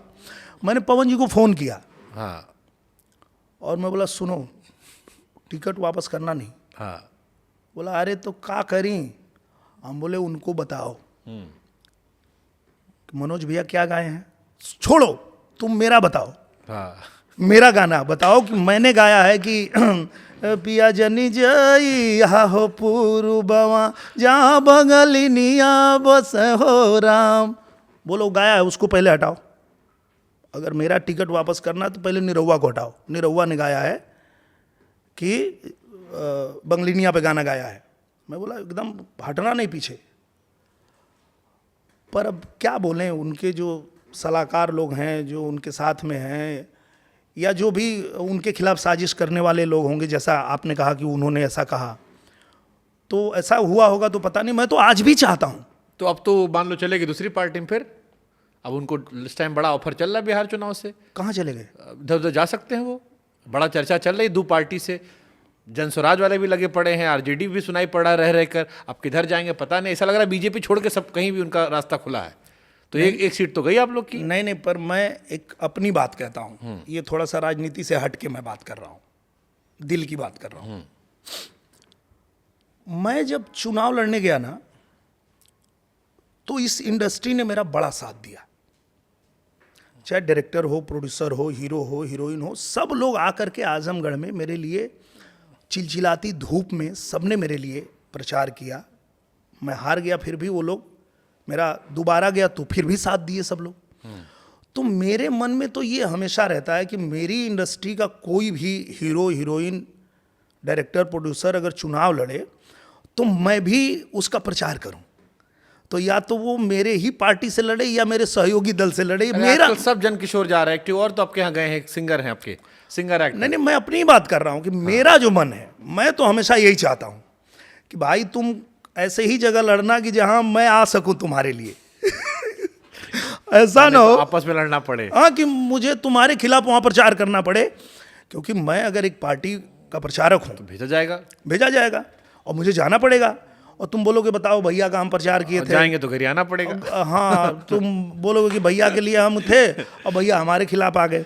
भैया इसलिए भी चाहते हैं कि तुम या तो हमारे साथ नहीं हो तो कम से कम हमारे सहयोगी दल के साथ रहो यार, कि हम आ सकें वहाँ। तो फोन करके बात कर लो, टिकट दिलवा दो। हाँ, जरूर बात करेंगे, क्यों नहीं। अरे मैं अभी भी बात करता हूँ और सच बोलता हूँ, मैं अभी भी। हारने के बाद बीजेपी वाले याद रखते हैं ऊपर से? कोई फोन पकड़ करता है आपको बम्बई? अरे भैया, कि दिल्ली बम्बई रास्ता बहुत दूर है? अरे नहीं नहीं नहीं, आज भी ये बात देखी आपने, अच्छी बात कही। मैं भले हार गया, लेकिन आज भी आजमगढ़ में, चाहे गाजीपुर में, चाहे उस इलाके में जहाँ भी हमारी कोई जीता हुआ कोई कैंडिडेट नहीं है, वहाँ किसी को काम लगता है तो मुझे बोलता है और मैं सरकार में बोल करके वो काम करता हूँ और हो जाता है। मैं आपको बताऊं कि आज भी कौन सा काम हुआ बताओ, एक काम हमको कोई। अरे वहाँ अगर किसी को इलाज की ज़रूरत है तो मेरा दफ्तर आज भी चलता है। और आपको मैं बताऊं कि 10 करोड़ रुपए से ज़्यादा हम लोग ना लेटर लिख करके और उनके इलाज के लिए पैसे मंगा लेते हैं। कोई अगर वहाँ किसी की सड़क खराब है और उन्होंने कहा भैया ये नहीं बन रहा, वो भी लिख के करवा लेते हैं। तो ऐसा नहीं है, आज भी जो काम होना है, और निश्चित रूप से प्रधानमंत्री जी भी, मुख्यमंत्री जी भी, या जितने भी कैबिनेट के मंत्री हैं, उनके पास अगर कोई भी पत्र हम लोग भेजते हैं तो उस पर तुरंत कार्रवाई होती है। ऐसा नहीं है कि हम नहीं जीते तो हमारा वहाँ कोई महत्व ही नहीं है, ऐसा नहीं है। हमसे किसी आपके चाहने वाले ने, क्योंकि हम जब भी किसी का इंटरव्यू करते हैं तो हमेशा एक पोस्ट डालते हैं कि क्या पूछा जाएगा। ओके। तो आपके नाम पर क्योंकि हजारों हमको सवाल आए थे, तो उसमें किसी आपके चाहने वाले ने हमसे एक चीज़ कहा, उसको पहले कंफर्म करते हैं फिर सवाल पूछेंगे। खेसारी जब डेब्यू हो रहा था तो उनकी पहली पिक्चर में आपने हेल्प की थी? हाँ, फाइनेंशियली? हाँ, रिलीज करवाने में? बिल्कुल। वो हुआ ऐसा था कि मैं सोया था, सुबह 5 बजे प्रोड्यूसर मेरे घर पे आ गए, और वो प्रोड्यूसर वही थे जो पहले मुझे लेके फिल्में बनाते थे और उनके साथ पहली बार कर रहे थे। तो फिल्म के रिलीज के समय ऐसा होता है कि आपने जो भी फिनेंस लिया हुआ है वो आप देंगे तो ही फिल्म रिलीज होगी। तो वो कर नहीं पा रहे थे, प्रोड्यूसर कर नहीं पा रहे थे, तो जिसने पैसा दिया था उसने कह दिया कि नहीं, फिर रिलीज नहीं होगी। तो वो सुबह 5 बजे मेरे पास आए, मैं सोया था, जगह उठो उठो उठो। बोले कहा भाई भैया, चलो जल्दी चलो। बोले ब्रश व्रश कर, कुछ ना, चलो जल्दी कपड़ा पहना, हमारी फिल्म आज रिलीज होके वाला बा, ना लगी तो सब थिएटर में आग वाग लग जाएगी। और वो जो फाइनेंसर है वो फ्लाइट पकड़ने जा रहे हैं एयरपोर्ट, उनको एयरपोर्ट जाते जाते पकड़ना है। तो मैं बैठा गाड़ी में, फिर एयरपोर्ट तक जाते जाते बातें हुई कि क्या प्रॉब्लम हुआ है। तो 20-25 लाख रुपए का कुछ था इशू। तो मैं गया, मैं बोला आप चिंता मत करिए, इसकी गारंटी मैं लेता हूँ, ये नहीं देंगे तो मैं दे दूँगा, पर फिल्म रिलीज करिए। हाँ, तो ये लिखकर किसी ने मुझसे सवाल पूछा कि दिनेश जी से पूछेगा कि जब उनके प्रचार में खेसारी नहीं आए तो क्या उनको तकलीफ हुआ था इस बात को याद करते हुए। अब हमको नहीं पता इसका रियलिटी क्या है, हाँ, बट ऐसा कुछ हुआ था। पर बिल्कुल नहीं, वो आने को तैयार थे। मैंने बताया भी कि वो ऐसा कभी नहीं, अगर मैं उनको कभी बुलाया खेसारी जी को तो ऐसा नहीं कि मैं नहीं आऊँगा, वो रेडी थे। पवन जी खेल कर देते हैं थोड़ा, वो मस्ती कर देते हैं, वो मस्ती में जो है ये उधर से वायरल हुआ है। वो मस्ती कर देते हैं ना कह रहे होकर का जरूरत बा। हम बोले अरे यार तीनों लोग चलेंगे वहाँ पे एक साथ में, अच्छा लगेगा। मर्दवा चला, हम आवतानी ना। तो इस तरह से हो जाता है, पर ऐसा नहीं है। तो ये अपने फैन को क्लियर कीजिए, आपके बिल्कुल, फैन लोग खेसारी मैं- जी को गलत सोच रहे हैं वो आप नहीं। उनको भी पता लगना चाहिए खेसारी जी दिल के बढ़िया आदमी। फिर बहुत अच्छे आदमी हैं, खेसारी जी हैं, पवन जी हैं। देखिए मैं एक बात बताता हूँ कि बाहर से लोगों को सारी चीज़ें पता नहीं चलती है। चूँकि मैं इंडस्ट्री में हूँ तो मैं सब जानता हूँ, चाहे खेसारी जी हों, पवन जी हों, रवि जी हों, मनोज जी हों, या इंडस्ट्री का मेरे कोई डायरेक्टर हो, प्रोड्यूसर हो, छोटा से छोटा कलाकार हो, ये लोग ना किसी के भी लिए हमेशा खड़े रहते हैं। कोई तकलीफ में आ गया, किसी के घर पे शादी है और नहीं हो पा रहा है, तो सब मिल के मदद कर देते। किसी का ऑपरेशन होने वाला है, 1 लाख 2 लाख रुपए 5 लाख रुपए चाहिए और नहीं हो पा रहा है, यही खेसारी जी कर देते हैं, यही पवन जी कर देते हैं, रवि जी कर देते हैं, मैं कर देता हूँ, बाकी लोग जो हमारे इंडस्ट्री के लोग हैं सब मिलजुल के। तो ये बातें बाहर नहीं जाती है कि वो सच में अच्छे हैं। पाप जल्दी माथे पे चढ़ता है, पुण्य जाने के बाद लोग याद हाँ, लोगों को वो, क्योंकि उसमें ज़्यादा मज़ा आता है, किसी की बुराई करने में मज़ा आता है। आते हैं। इसीलिए हमने पूछ लेता कि क्लैरिटी हो जाए। जो नहीं, एकदम क्लियर है, बहुत अच्छे आदमी है खेसारी जी। और मैंने तो ये देखिए पहला आदमी होगा मैं जो मैं गा के बोला, सोली में सूचना जारी बा, निरहुआ से बढ़िया खेसारी बा। ये कौन गाएगा बताइए?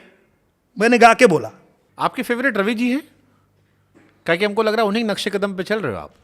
मामला लीगल में वो गए, आप भी आ गए, वो सांसद बने, आप वो सांसद बन गए, बहुत सारा वेब सीरीज भी आजकल चल रहा है। आप पे 2 लोग एकदम हिंदी में भी एकदम छाए हुए हो, भोजपुरी से निकल के। मैंने कहा ना भैया आपको कि मैं जब बचपन में कलकत्ता में पढ़ाई कर रहा था, उस समय जब मेरी भाषा भोजपुरी का कहीं भी किसी टेलीविज़न पे कुछ कहीं दिखता नहीं था, उस समय भी जब मैं रवि किशन भैया का भोजपुरी गाना देखा, तो मेरे लिए तो उसी दिन से उनकी जो छवि है मेरे दिल में ऐसी बन गई कि अरे यार कोई तो है यार, इतना सुंदर हीरो, इतना ऐसी पर्सनालिटी पर भोजपुरी कर रहे हैं। तो निश्चित रूप से मैं उनसे बहुत प्रभावित रहता हूँ, उनसे भी और मनोज तिवारी भैया से भी। तो और वो लोग बहुत मुझे सहयोग भी करते हैं। वो लोग, जैसे मैं ये बात इसलिए भी बोल रहा हूँ कि जब मैं आया था ना इंडस्ट्री में, तो यही जो जात पात करने वाले लोग हैं वो मुझसे ये बात करते थे, अरे वो लोग से सावधान रहिए, अरे पंडित हों, अरे ये हों वो हों। बोलता ये क्या बकवास करता है लोग। और मैं हमेशा वो लोग के साथ काम किया, मैं फिल्में किया, मैं राजनीति में बहुत सारा, आज भी मैं स्टेज शो उनके साथ शेयर करता हूँ। तो मुझे तो कभी नहीं लगता है कि उनको मेरे होने से कोई दिक्कत होती है, बल्कि उनका सहयोग मिलता है मुझे। तो चाहे वेब सीरीज हो, चाहे हिंदी फिल्म, अभी हम लोगों ने हिंदी फिल्म साथ में किया, भाभी जी घर पे हैं, वो अभी आएगी, मामला लीगल है, हम लोगों ने साथ में किया। तो कभी, अच्छा, इस बार दोनों लोग आप लोग हो? हाँ, अरे गजब। मामला लीगल है 2 पिछले में। वाले में तो जहर एक्टिंग किए थे। और हैं उनके, बहुत देखिए, तगड़ा एक्टर है लेकिन वो। मैं तो आपको कहूँगा कि आप एक बार ना ये सन ऑफ सरदार 2 जरूर देखिए। हाँ, अभी मैं देखा, क्या काम किया है भैया ने, मतलब आपको प्राउड होगा रवि भैया पे। ना उनकी एक्टिंग पे दुनिया प्राउड है। जब उनका वो आई थी लापता लेडीज, हाँ, और उसमें आमिर खान का और इनका आया, दोनों का वो ट्रायल वर्जन दिखाया गया था। और वो रवि भैया, मतलब with all due respect to Aamir Khan, is a great actor, Yes. But उस सीन पे वो भारी पड़ गए। भारी पड़ गए। तो वो जो पान खा कर ऐसे हाँ। करते करते किए थे, अरे मतलब कोई और करेगा तो वो उस किरदार की एक्टिंग करेगा, हाँ। पर वो नेचुरल कर रहे थे। ओरिजिनल लड़ रहे थे हाँ, भाई। अरे वो क्या बात कर रहा। तो निश्चित रूप से देखिए, वो ये बात कहने में और ऑन कैमरा कहने में कोई गुरेज नहीं है कि उनके जैसा कोई एक्टर नहीं है भोजपुरी में।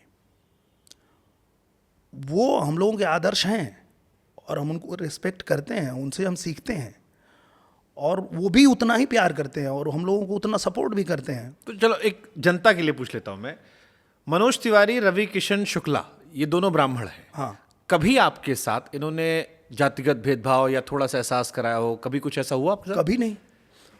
उल्टा क्योंकि बिहार में बहुत होता है, ब्राह्मण और छोटा आगे पीछे बहुत जात, मतलब जात का एक पूरा मकड़ जाल वहां पर ये है। मैं इसीलिए बोल भी रहा हूँ, इसीलिए हाँ। बोला भी मैंने कि जो लोग ये जात पात करते हैं ना, उनका प्रॉब्लम ये है कि वो ये नहीं कह पाते हैं कि उनकी क्षमता नहीं है या उनके पास हुनर नहीं है, इसलिए वो किसी जगह नहीं पहुंच पा रहे हैं। आपके अंदर अगर हुनर है और आप मेहनत करने से पीछे हटने वाले नहीं हो, तो ये लोग आपको सपोर्ट करेंगे। क्योंकि मैं आपको बताता हूं कि जहां पे पता चला कि रवि किशन भैया को बुलाया गया है, तो बोलता रहा निरहुआ को भी बुला लो, मजा आएगा। कहीं मनोज तिवारी भैया को स्टेज शो पे जाना है, अच्छा सुनिए भैया एक काम करिए ना, निरहुआ को भी बुला लीजिए, मजा आएगा स्टेज पे। तो मैं तो आप कह रहे हो आपको प्रमोट किया है प्रमोट करते हैं, मुझे हेल्प करते हैं। चाहे अगर मैं अब ये आपको कैमरे पे बोल रहा हूँ कि जब मैं पहली बार चुनाव लड़ने गया, तो इस दुनिया में मुझे अगर किसी ने पहला फ़ोन करके और बोला कि कुछ चिंता मत करना, जो होगा हम सब करेंगे, तुम टेंशन मत लेना, वो मनोज तिवारी थे। और किया उन्होंने, हर तरह से मदद किया उन्होंने। मतलब कोई अपना भाई नहीं करेगा जितना मदद किया उन्होंने। अपने भाई तो खिलाफ में ही खड़े थे।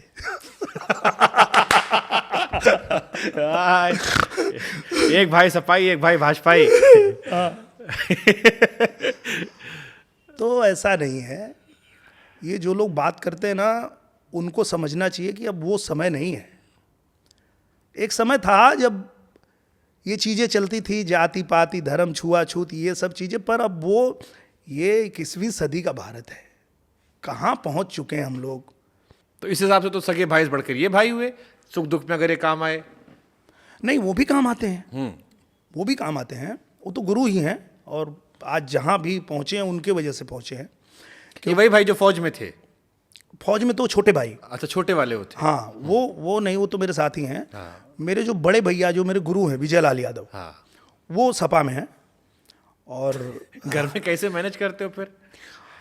मैंने जैसे करते हैं कि हम जब घर पे होते हैं तो हम सिर्फ उनके छोटे भाई होते हैं। हाँ। हम नेता नहीं होते हैं। अच्छा। मतलब अगर वो हमको कहीं मिल गए, समझ लीजिए एयरपोर्ट पे ही मिल गए, तो हम ये नहीं देखते कि हम सांसद है कि हम कौन है, उनका बैग हम ही उठाते हैं। वो नहीं भी चाहें तो भी हम उनके हाथ से ले लेते हैं, नहीं नहीं आप दीजिए मुझे, आप चलिए। उनका जो स्थान है वो है, वो मेरे बड़े भाई हैं, वो मेरे गुरु हैं, वो हैं। युद्ध के मैदान में जब उतरेंगे तो सामने से गुरु बाण चलाएंगे तो इधर से हम भी चलाएंगे। वो युद्ध का मैदान अलग है, अपनी विचारधारा अलग है, पर रिश्ते परिवार उसमें ये राजनीति नहीं घुसाते हम लोग। घर में चर्चा नहीं होती? बिल्कुल नहीं। घर में तो अगर खाना खाते तो हम साथ में खाते हैं, एक थाली में बैठ के हम लोग खाना खाते हैं। और ये हम कहीं ना कहीं जनता को भी बताते हैं कि देखो वो राजनीति है, राजनीति के चक्कर में आपस में भाई भाई मत लड़ो। आप लोग फैन लोग मार कर लेते हैं। हाँ, मार मत करो। वो सिर्फ आजमगढ़ चुनाव में उधर से वो बाण चला रहे थे, इधर से मैं चला रहा क्या था। पता कल को वो बीजेपी में आ जाए। हाँ, या आपको उठा ले जाए। नहीं, वही पहले वही आए थे बीजेपी में। अच्छा। अरे भैया, वो भी किस्सा कमाल का है।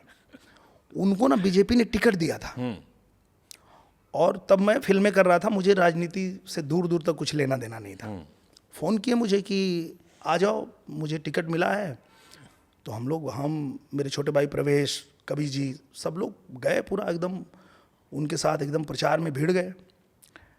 लेकिन वही चीज़ उनके साथ हुआ जो मेरे साथ हुआ। तो मैं तो नहीं भागा, वो भाग गए। उनको अहिर लोग गरियाने लगे। तू मर्दवा अहिर हो के का करत हुआ, बीजेपी में काहे हो? बीजेपी में कहाँ है? और इस बात को वो नहीं वो कर पाए और छोड़ दिए। ऐसे टाइम पे छोड़े भैया कि हेलीकॉप्टर से सिंबल भेजना पड़ा वहाँ, हमारा फिर कैंडिडेट ही नहीं कोई होता वहाँ। तो पहले बीजेपी में वही आए थे, मैं तो बाद में आया। और मुझे आना भी नहीं था, मुझे इसमें नहीं आना था राजनीति में। महाराज जी ने जब मुझे कहा कि चुनाव लड़ना है, तो हम बोले कि हमको कुछ नहीं पता है, हम राजनीति नहीं जानते, हमको नहीं लड़ना है, हम प्रचार कर लेंगे। तो बोले अच्छा प्रचार कर लोगे कि किस लिए कर लोगे? बोले प्रचार इसलिए कर लेंगे कि हम चाहते हैं कि इस देश के प्रधानमंत्री फिर से नरेंद्र मोदी जी ही बने। तो बोले फिर काहे सोच रहे हो कि क्या होगा, हारोगे कि जीतोगे, कि सीट कैसी है, कि क्या है। तुम्हारा मन ये है ना, मनसा ये है ना कि प्रधानमंत्री फिर नरेंद्र मोदी बने। हम बोले हाँ, तो फिर बाकी कुछ नहीं सोचना, जाओ लड़ो। अभी डोनाल्ड ट्रंप आजकल बहुत चचा पगलाए हैं, एकदम 50% टैरिफ मार दिए हैं। कह रहे थे कि पाकिस्तान में हम सीज फायर करवाए, हमको क्रेडिट नहीं दिया आप लोग, और फिर पगला गए हैं। कैसे आप देख रहे हैं उसे? देखिए चाचा फंस गए, पूरी तरह फंस गए। हाँ, और उनको भी फंसा है यही विपक्ष वाला लोग। ये लोग हर बात पे सवाल करता है। अरे भाई कुछ हो रहा है देश में, अच्छा हो रहा है तो उसकी तारीफ भी कर लो, उसमें भी ये लोग कमी निकालने लगते हैं। अब ये इतना ज़्यादा अभी बवाल कर दिए थे, सदन चल रहा था तो ऑपरेशन सिंदूर पे बात हो रही थी। अब उस पर इतना ये लोग बवाल कर दिया कि अरे देखो ट्रंप ने रुकवा दिया, ट्रंप ने रुकवा दिया, और इसके बारे में आप क्यों नहीं बोल रहे हैं, क्यों नहीं बोल रहे हैं। तो मोदी जी तो चुप रह जाते तो उसका भी इज्जत रह जाता, चचवा का भी। लेकिन ये लोग मुंह में हाथ डाल के बोलवा दिया तो मोदी जी बोल दिए कि नहीं, पाकिस्तान के साथ जो मुद्दा है उस पे किसी और का बिचौलियापन हमको पसंद नहीं है, और ना ही हम किसी को इसमें घुसने देंगे। लेकिन चचा 50% टैरिफ ठोक दिए अब। तो टैरिफ ठोके, उसके बाद जब इधर से जवाब मिला उनको, तब उनको पता चला कि अरे बाप रे बाप। और उस पर मैं देखा ना तो मेरे मन में एक गाना भी आ गया और मैंने फट से बना दिया इस पे। हाँ। जब मोदी जी से इधर से चांपे तो हमने कहा कि मेरे मोदी के जैसा नेता नहीं, मेरे मोदी के जैसा नेता नहीं। अब तो ये चाइना भी कहने लगा है झुकने वाला ये भारत का बेटा नहीं, मेरे मोदी के जैसा नेता नहीं। दुश्मन देश मतलब चाइना भी मान गया कि भारत का बेटा है, झुकेगा नहीं। अपने जो उसके दोस्त हैं जिससे हमारी दोस्ती रही है पहले से, भाई हम उससे तेल खरीद रहे हैं, हमसे ज्यादा तुम खरीद रहे हो, तुम हमको बताओगे। तो इस तरह से स्टैंड लेने का जो क्षमता है वो मोदी जी में है। इसलिए ही आज दुश्मन देश को भी कहना पड़ रहा है कि झुकने वाला ये भारत का बेटा नहीं। अभी तो मोदी जी वाली लाइन याद आ गई कि आप लोग टीवी चैनल के लिए मत काम करिए, देश के लिए कीजिए, फिर डांट देंगे आपको इस बार। फिर डांट पड़ जाएगी। सही। झुकने वाला नहीं। लेकिन जैसे विपक्ष वाला कहता है कि सारे पड़ोसी लोग से लड़ाई चल रहा है हमारा, सब नेपाल, पाकिस्तान, बांग्लादेश, इधर उधर। तो कैसा विदेश नीति आप लोग तारीफ करते हो कि सबसे अच्छा विदेश नीति हमारा है? हम लोग तो सब अच्छा करना चाहते हैं, पर ये विपक्ष वाले जो है ना, ये लोग उनकी भाषा बोलते हैं, उनको मौका देते हैं। तो आप ये कह रहे हो जानबूझ के बुलवाया गया था ये कि ट्रम्प को मतलब? हाँ, मतलब हम लोग तो उस तरफ जा ही नहीं रहे थे ना। हम तो ये कह रहे थे कि ये पाकिस्तान ने जो हरकत किया उसको कैसे जवाब दिया गया। अब ये लोग बोल रहा है नहीं नहीं, कहाँ की। ट्रम्प चचा के बारे में क्या सोचते हो? 36 बार वो कह चुके हैं कि मैंने करवाया, अभी भी 4 बार और कह चुके हैं उसके बाद भी। नहीं, अगर चाचा करवाए होते ना तो चाचा को क्रेडिट मिला होता। हाँ। चाचा को कहीं से क्रेडिट नहीं मिला, चाचा को लेना है नोबेल पुरस्कार। तो चाचा अभी देखिए जिसको लड़ा रहे थे अब उसको बोले कि भाई तू बैठ जा। अब यूक्रेन को बोल रहे कि रहने दे तू, बस कर, छोड़ दे, कहीं तो मिल जाए। हाँ, कहीं तो क्रेडिट मिल जाए। वो चचवा को क्रेडिट चाहिए बस। आर्मेनिया, अजरबैजान आप पैचअप करवा रहे थे। हाँ। और उनको पता ही नहीं है ना कि भाई तुम किससे भिड़ रहे हो। भारत को बोल रहे हो डेड इकोनॉमी, क्यों बोल रहे हो? पता चलता है ना कि मर्चा लगल भाई के, जैसे ना खिसियानी बिल्ली खम्मा नोचती है। अब भारत इतनी तेजी से विकास कर रहा है, आगे बढ़ रहा है, हमारी अर्थव्यवस्था आगे बढ़ रही है, और मोदी जी किसी के आगे झुकते नहीं। वो रवि भैया ने बोला था ना, वो एकदम सही बोले थे। हम लोग कभी भी जाते हैं और चूंकि उनके सामने जाके पैर छूने का मन करता है, और जैसे पैर छूने जाते तो पकड़ लेते हाथ और बोलते भारत नहीं झुकेगा किसी के आगे। तो ये सिर्फ रवि भैया ने माइक पे नहीं बोला था, ये मेरा भी अनुभव है। उनका पैर छूने जाओ, वो हाथ पकड़ के एक ही बात बोलते, भारत नहीं झुकेगा किसी के आगे। अच्छा, ये रवि भैया का आपने जिक्र किया, हमको एक चीज़ और याद आ गया। अभी रवि भैया कांड किए थे समोसा संसद में। लोग कहे कि इसके बाद यह चर्चा हो जाए कि चटनी लाल नहीं मिलती है, हरा वाला मिलती है। वो कहे समोसा अलग अलग साइज मिलता है, अलग अलग रेट मिलता है। भाई रवि भैया का ना यही कमाल है। एक दिन ना हम लोग दोनों लोग बैठे थे सदन में, और साथ में ही बैठते थे हम लोग, सीट हमारी अलग अलग थी। तो हम लोग साथ में इतना बैठते थे कि जब नया सदन बना तो उसमें ना हम दोनों की सीट साथ में ही रख दिया गया कि ये लोग को कहीं सीट दे दो, बैठेगा साथ में। तो बैठे थे हम लोग। तो वो ऐसे कुछ ना कुछ ऐसी चीज़ें करते रहते हैं कि वो अचानक से अचानक से बैठे थे, और बैठे बैठे और कुछ ऐसा जोक मार देते हैं। मैं जोर जोर से हंसने लगा, तो सामने से जो अध्यक्ष जी थे उनका नज़र गया, तो मैं सकपका गया और बोले, अरे वो योगी जी बगल बैठे थे। कहे शमशान घाट का उद्घाटन था। हाँ। कहे यहाँ जलोगे तो सीधे स्वर्ग जाओगे। हर हर महादेव। हम कहे महाराज। और इसलिए महाराज जी भी खूब आनंद लेते हैं। हाँ। खूब आनंद लेते हैं। और रवि भैया बहुत एकदम मस्त मौला। तो रवि भैया कहने भेजे ठाकरे जी के पास, जो आप लड़ाई कर रहे थे कि भाषा के खिलाफ, अगर मराठी भाषा लड़ाई जो विवाद चल रहा था, आप बोले रवि भैया भेज देते। नहीं, रवि भैया भी हर हर महादेव करते हो अपने अंदाज में। कर ही देंगे, वो कर ही देंगे। लेकिन मैं ना भैया, आप बहुत भिड़ गए थे। आपने कहा मुंबई में बैठ के आप कहे कि हम बैठे हैं यहाँ पर, जिसको करना कर लो। डर नहीं लगता आपको? राज ठाकरे से डर नहीं डरते आप? क्यों डर लगेगा? मैं इसलिए बोला कि एक बात बताइए, ये देश आज़ाद हुआ और इस देश को आज़ादी दिलाने में कितनी कुर्बानी हुई। कहते हैं कि करता कदर कौन माता मही की, अगर जन्म लेने के रिश्ते न होते, आज़ाद होता न भारत हमारा, अगर हिंद में कुछ फरिश्ते न होते, जन्मे किशन सिंह के गोदी के तारा, दिए खून से सींच भारत की रेती, वह थे भगत सिंह बचपन में कहते, करूँगा पिताजी बंदूकों की खेती। भारत का बच्चा जब ऐसा भाव रखता है कि इस देश को आज़ाद कराने के लिए शहीद हो जाएंगे, और शहीद हुए, कुर्बानी दिए, तब ये आज़ाद हुआ। लेकिन जब आज़ादी मिलने के बाद इस देश में तुष्टीकरण करने वाला नेता, इस देश में भाषा के नाम पे राजनीति करने वाला नेता, इस देश में क्षेत्र के नाम पे राजनीति, जात पात के नाम पे राजनीति करने वाला नेता कोई बात करेगा तो उसके खिलाफ तो हमको बोलना पड़ेगा, क्योंकि तुष्टीकरण करने वाले वतन बेच देंगे, बेच करके चमन ये अमन बेच देंगे, और बचेगा ना कुछ भी जब बेचने की खातिर खोद करके कबर ये कफन बेच देंगे। बट जैसे नेता लोग बिहार से बोलते समझ में आता, आप बम्बई में बैठ के बोल रहे हो। हाँ, क्योंकि अगर भाषा के सम्मान की बात है तो संविधान के हिसाब से ये देश चलता है ना। और संविधान लिखा किसने है? बाबा साहब भीमराव अंबेडकर जी ने। उनकी भाषा क्या है? मराठी है। यही की, हाँ सही बात है। तो हम उस संविधान की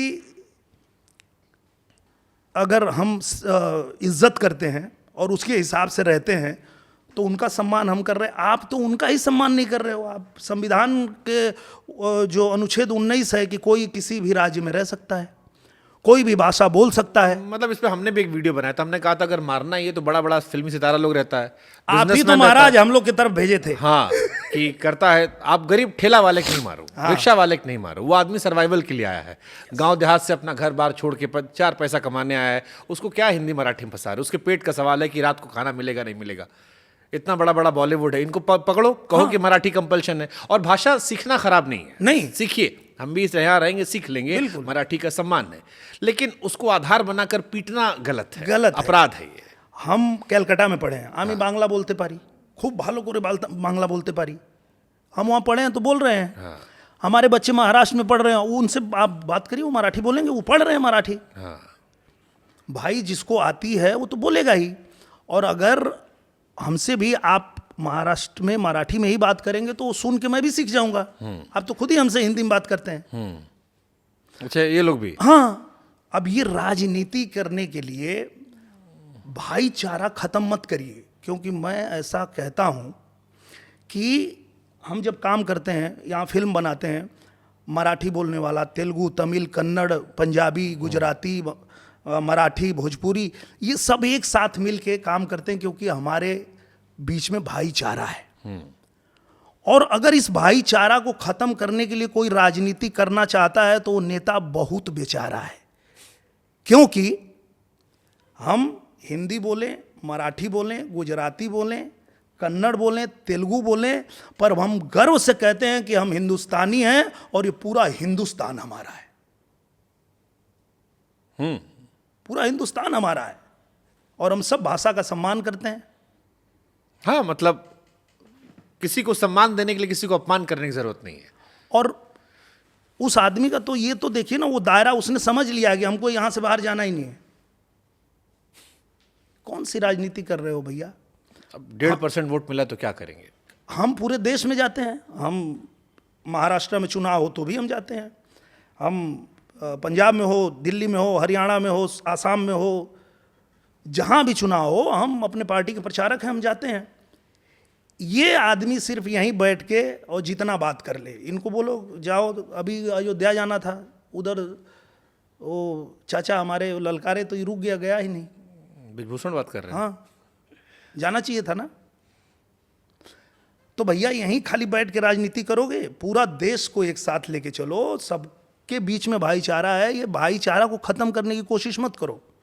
ना, ठीक बात है, यहाँ हम आपका समर्थन करते हैं कि आप, और खास तौर पर गरीब आदमी को मत मारे पीटिए। हाँ। मतलब किसी से भी मैं कहूंगा कि ताकत दिखाना है, बराबर के औकात वाले को दिखाओ। हाँ। गरीब आदमी को मार के क्या मिलेगा? गरीब पे तो हर आदमी मार देता है। और सबसे बड़ी बात एक है, आप हाथ उसी पे उठाते हो ना जिस पे आपको पता होता है कि पलट के नहीं मारेगा। सही बात है। और अगर पलट के उसने एक मार दिया ना तो फिर जीवन में कभी दोबारा किसी पे हाथ उठाने नहीं जाओगे, पता है कि साला ठोक देगा सामने से। तो हर किसी को एक चीज तो समझना चाहिए, अपना अधिकार, कि आपका अधिकार है कि आप कहीं भी रह सकते हैं, कोई भी भाषा बोल सकते हैं। और अगर भाषा बोलने के लिए या कहीं और राज्य में रहने के लिए कोई आप पे हाथ उठाना चाहता है तो वो कानून तोड़ रहा है। एक मारता है तो उसको 2 मारो। हालांकि इस पे भी हमें कहेंगे, अगर आप लंबे समय तक किसी जगह रहते हैं तो सीख भी लीजिए। सीख लीजिए, वो भी अच्छी चीज है, उनके कल्चर का सम्मान होना सीखने में बुराई नहीं है। हम तो कह ही रहे हैं कि सीखने में बुराई नहीं है। आप जितनी ज्यादा भाषा सीख सकते हैं, सारी भाषाएं अच्छी इजी काम हो जाएगा, लाइफ इजी हो जाएगी। इजी हो जाएगा, उसके लिए कोई बुराई नहीं है। पर मारोगे आप, सही बात है, गरीब आदमी को। और उससे भी बड़ी बात बताता हूं मैं, इस बात पे मुझे गुस्सा क्यों आया। सिर्फ ये नेताओं तक रहता तो मुझे गुस्सा नहीं आता।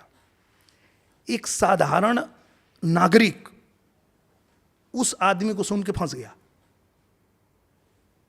जिसको कुछ लेना देना नहीं है, उसको पता नहीं है कि ये क्यों बोल रहा है, ये कुछ राजनीतिक लाभ इसको लेना है इसलिए बोल रहा है। और वो ट्रेन के लोकल डब्बे में एक साधारण महिला, किसी साधारण महिला को, ए बोल मराठी बोल बोल बोल, लड़ रही है।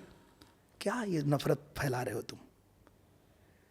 क्योंकि वो जब आपको सुनने वाले लोग वो नफरत करने लगेंगे तो फिर क्या बचेगा? सही बात है। अगर आपका कोई सुनता है और आप लीडर बनते हो तो अच्छा चीज करो ना, देश को जोड़ने के लिए काम करो, खड़ा कर दो कि है भाई सब लोग एक साथ भाई भाई। आप देश को जोड़ने के लिए अपने पॉलिटिक्स का इस्तेमाल करो, अपने कद का इस्तेमाल करो, पावर का इस्तेमाल करो। उनकी पार्टी का नाम महाराष्ट्र नवनिर्माण सेना, जो संस्कृत का शब्द है, संस्कृत से मराठी आई, संस्कृत से हिंदी आई, और हम आपस में मराठी हिंदी में मार कर रहे हैं। दुर्भाग्यपूर्ण है, बट बहुत दुर्भाग्यपूर्ण है। Sad part of Indian politics. बिल्कुल नहीं होना चाहिए। और मैंने कहा था कि ये जहां भी हो उसका विरोध होना चाहिए और सबको करना चाहिए, और सबने किया भी, विरोध किया, सबने किया। ठीक है, अब हम कुछ पर्सनल क्वेश्चन आते हैं, पॉलिटिकल बहुत हो गया। हाँ। ये सच है कि बचपन में भैंस से बैठे गाना जब आप गाते थे सोचते मैं ही राजा हूं? हाँ, लगता था। और सच में मुझे लगता है ना कि हम कुछ भी कर लें, कितनी भी सफलता हासिल कर लें, कहीं भी चले जाएं, पर आज भी वो जो गांव में रहने पे जो अपने को राजशाही जो रहती है वो तो कहीं नहीं मिलेगी। ये तो सच बात है। पिताजी चाहते थे आप कैशियर बनने, उन्हें लगता था पैसा इसी में उनको लगता था सब पैसा वो कैशियर के पास है, तो उसका अपना पैसा होता है। हमको इसीलिए वो मतलब कॉमर्स इसीलिए हमको पढ़ाए थे। पर हमारी रुचि थी इधर गायकी में, तो हम इधर आ गए। करिश्मा कपूर बहुत पसंद रहे आपको? बहुत। कौन पिक्चर पसंद है करिश्मा कपूर की? राजा हिंदुस्तानी। जियो। अब सोचिए कितनी पसंद है कि राजा हिंदुस्तानी देखे थे हाँ। और हम निरहुआ हिंदुस्तानी बना दिए। अरे गजब। और भोजपुरी की सबसे टॉप पिक्चर है। ऐसी पिक्चर है कि निरहुआ हिंदुस्तानी जब 2014 में आई, उसके बाद दूसरी भाषा के लोग भी देखने लगे। अरे महाराज, हमको बताया कि 400 मिलियन प्लस पिक्चर देख डाले हैं लोग यूट्यूब पे। जी, मतलब 50-50 करोड़ लोग देखे हैं।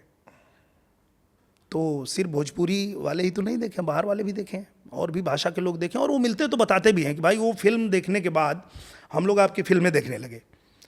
तो निश्चित रूप से वो फिल्म का बहुत बड़ा योगदान है। करिश्मा कपूर। हाँ, करिश्मा कपूर जी का बहुत बड़ा योगदान है। पोस्टर से लगाते थे? हाँ, घर के जैसे ये सब दिख रहा है आपको, तो मेरे घर के दीवार पे सिर्फ हर इंच पे करिश्मा कपूर। मैं था फैन। हम सुने कोई मोहल्ले में लड़की गाना वाना भी आप लोग गाते रहते थे। हाँ, क्योंकि देखिए क्या होता है, तो कौन गाना करिश्मा कपूर का बहुत पसंद है आपको? बहुत सारा गाना उनका तो मतलब आए हो मेरी जिंदगी में तुम बहार बनके, वो भी उसी फिल्म का गाना। हाँ हाँ, मेरे दिल में यूं ही रहना तुम प्यार प्यार बन के। तो बहुत अच्छा, मतलब फैन मैं आज भी हूँ और आज भी कोई फिल्म आती है तो ज़रूर देखता हूँ। और हीरो कौन पसंद था? हीरो तो समय समय पे जैसे जैसे आते गए। हीरोइन नहीं बदली? नहीं, हीरोइन भी ऐसा नहीं है, मैं ये नहीं कह सकता। जब करिश्मा कपूर जी जब तक कर रही थी फिल्में तब तक ठीक। अब उनके बाद करीना कपूर जी की फिल्म आई रिफ्यूजी, उनके भी फैन हो गए। करीना दिल आ गया? नहीं, दिल आना अलग चीज़ है, फैन होना अलग चीज़ है। अरे हम देखिए, दिल का पूछ रहे हैं महाराज, क्रश सारा नहीं होता ना। क्रश जैसे करिश्मा को लेके अब कुछ कुछ होता था। नहीं नहीं, वो भी मैं फैन ही था अभी ऐसा तक। अरे महाराज, राजा हिंदुस्तानी, निरहुआ हिंदुस्तानी 1, निरहुआ हिंदुस्तानी 2, 3, 4 4 तक आ गई। तब ये खाली फैन थोड़ी ना थे, थोड़ा आगे था मामला। नहीं नहीं, फैन। अब देखिए क्या है कि हम जहाँ से आते हैं, हाँ। हमारी औकात ही नहीं है वहाँ सोचने की। अरे उससे क्या मतलब, हम अपने मन में पसंद कर रहे हैं, हम कर रहे हैं। तो वो हम फैन कि भाई हमको ये हीरोइन पसंद है, हमको ये हीरो पसंद है, वो फैन मोमेंट होता है, वो ऐसा नहीं होता है, उससे ज़्यादा नहीं। निरहुआ बुलाने में शुरू में लोग गुस्साते थे आप? हाँ, शुरू में मेरे को लगता था यार मैं दिनेश लाल यादव हूँ, मुझे क्यों, मैंने तो गाना गाया निरहुआ का, तो ये क्या है। दुल्हन रहे बीमार, हाँ, दुल्ही रहे बीमार, निरहुआ सटल रहे। और बोले तो गाना गाए थे, तो हम ही को निरहुआ बना दिया लोग। लेकिन गजब चिपक गया। लेकिन नहीं। हाँ, ऐसा चिपका कि फिर वो लगा कि नहीं, जब एक पहचान बन गई और जनता उसी नाम से बुला रही है, आपको एक पहचान मिल गई, तो ठीक है। बहुत बड़ी गजब है कि एक गाना गाया, उसके चक्कर में 4 पिक्चर बन गए निरहुआ हिंदुस्तानी। अरे 4 नहीं भैया, बहुत सारी बन गई। निरहुआ रिक्शा वाला, निरहुआ हिंदुस्तानी, निरहुआ चलल ससुराल, निरहुआ चलल लंदन, निरहुआ लीडर, बहुत सारी। और अभी भी लाइन से बहुत सारी। हमको लगता है कि 10 में से 6 आदमी को निरहुआ में एक बार आपका शक्ल याद आ जाएगा। दिनेश लाल यादव फिर भी आदमी सोचेगा एक बार। हाँ, निरहुआ सबको याद है। और लोग बोलते भी हैं कि जैसे कोई बोलता है दिनेश लाल यादव आ रहे हैं, बोला निरहुआ नहीं आ रहे। बोला अरे वही आ रहा है, वही निरहुआ है। गजब महाराज। ये भी कितना सोशल मीडिया पिक्चर का इम्पैक्ट कितना होता है। अच्छा, ये आप लोग क्या, जो बहुत चलता रहता है कि भोजपुरी में आप लोग गन मचाए थे एक टाइम पे। रवि जी भी से सवाल पूछा हमने, आपस पूछ ले रहे हैं हम कि बड़ा डबल मीनिंग गाना, ये सब वो सब, और अब आप लोग सांसद बने हो, तो अब पुराना जो गाना वाना है उसको देखे असहज होते हो आप लोग? नहीं, क्यों, मुझे लगता है जैसे रवि जी बहुत परेशान होते हैं, उनसे नहीं, पूछ नहीं लेता है रिमोट से लहंगा वहंगा, तो कहते हैं माफी मांग लेते हैं। क्यों मांग रहे हैं माफी? मैंने उनसे कहा क्यों माफी मांग रहे हैं? आप जब कहीं कोई काम कर रहे हैं और आपके हाथ में नहीं है कि फिल्म में गाना क्या होगा, फिल्म में डायलॉग क्या होगा, वो आपको फिल्म लेके बना रहा है, यही आपके लिए बड़ी बात है, तो आप कर रहे हैं। हाँ, आपको अगर कुछ गलत लग रहा है तो फिर उसको सुधारने के लिए आप कुछ कदम उठाइए। हमने उठाया, हमको भी बुरा लगता था कि यार नहीं होना चाहिए ये सब, क्या है। कोई आता है बोलता है एक आइटम सॉन्ग हिट हो गया तो पूरा फिल्में में आइटम सॉन्ग भर दिया, बोला नहीं, गलत है। तो फिर मैं खुद फिल्में बनाने लगा और अपनी फिल्मों से आइटम सॉन्ग ही गायब कर दिया। तो अगर कुछ बुरा लग रहा है, गलत लग रहा है कि जो हो रहा है वो ठीक नहीं है, तो आप बदलो ना उसको। बदलने के लिए कौन आपको मना कर रहा है? अब आज देखिए आप फिल्में आ रही हैं, मतलब ऐसी ऐसी फिल्म आ रही है, माई आई है, फसल आई है, रिश्तों का बंटवारा आई है, मंडप आई है, अभी मैं मायके चली जाऊंगी आई है, अभी पटना से पाकिस्तान 2 भी आ रही है। बटन पाक। तो आप बदलाव लाइए ना।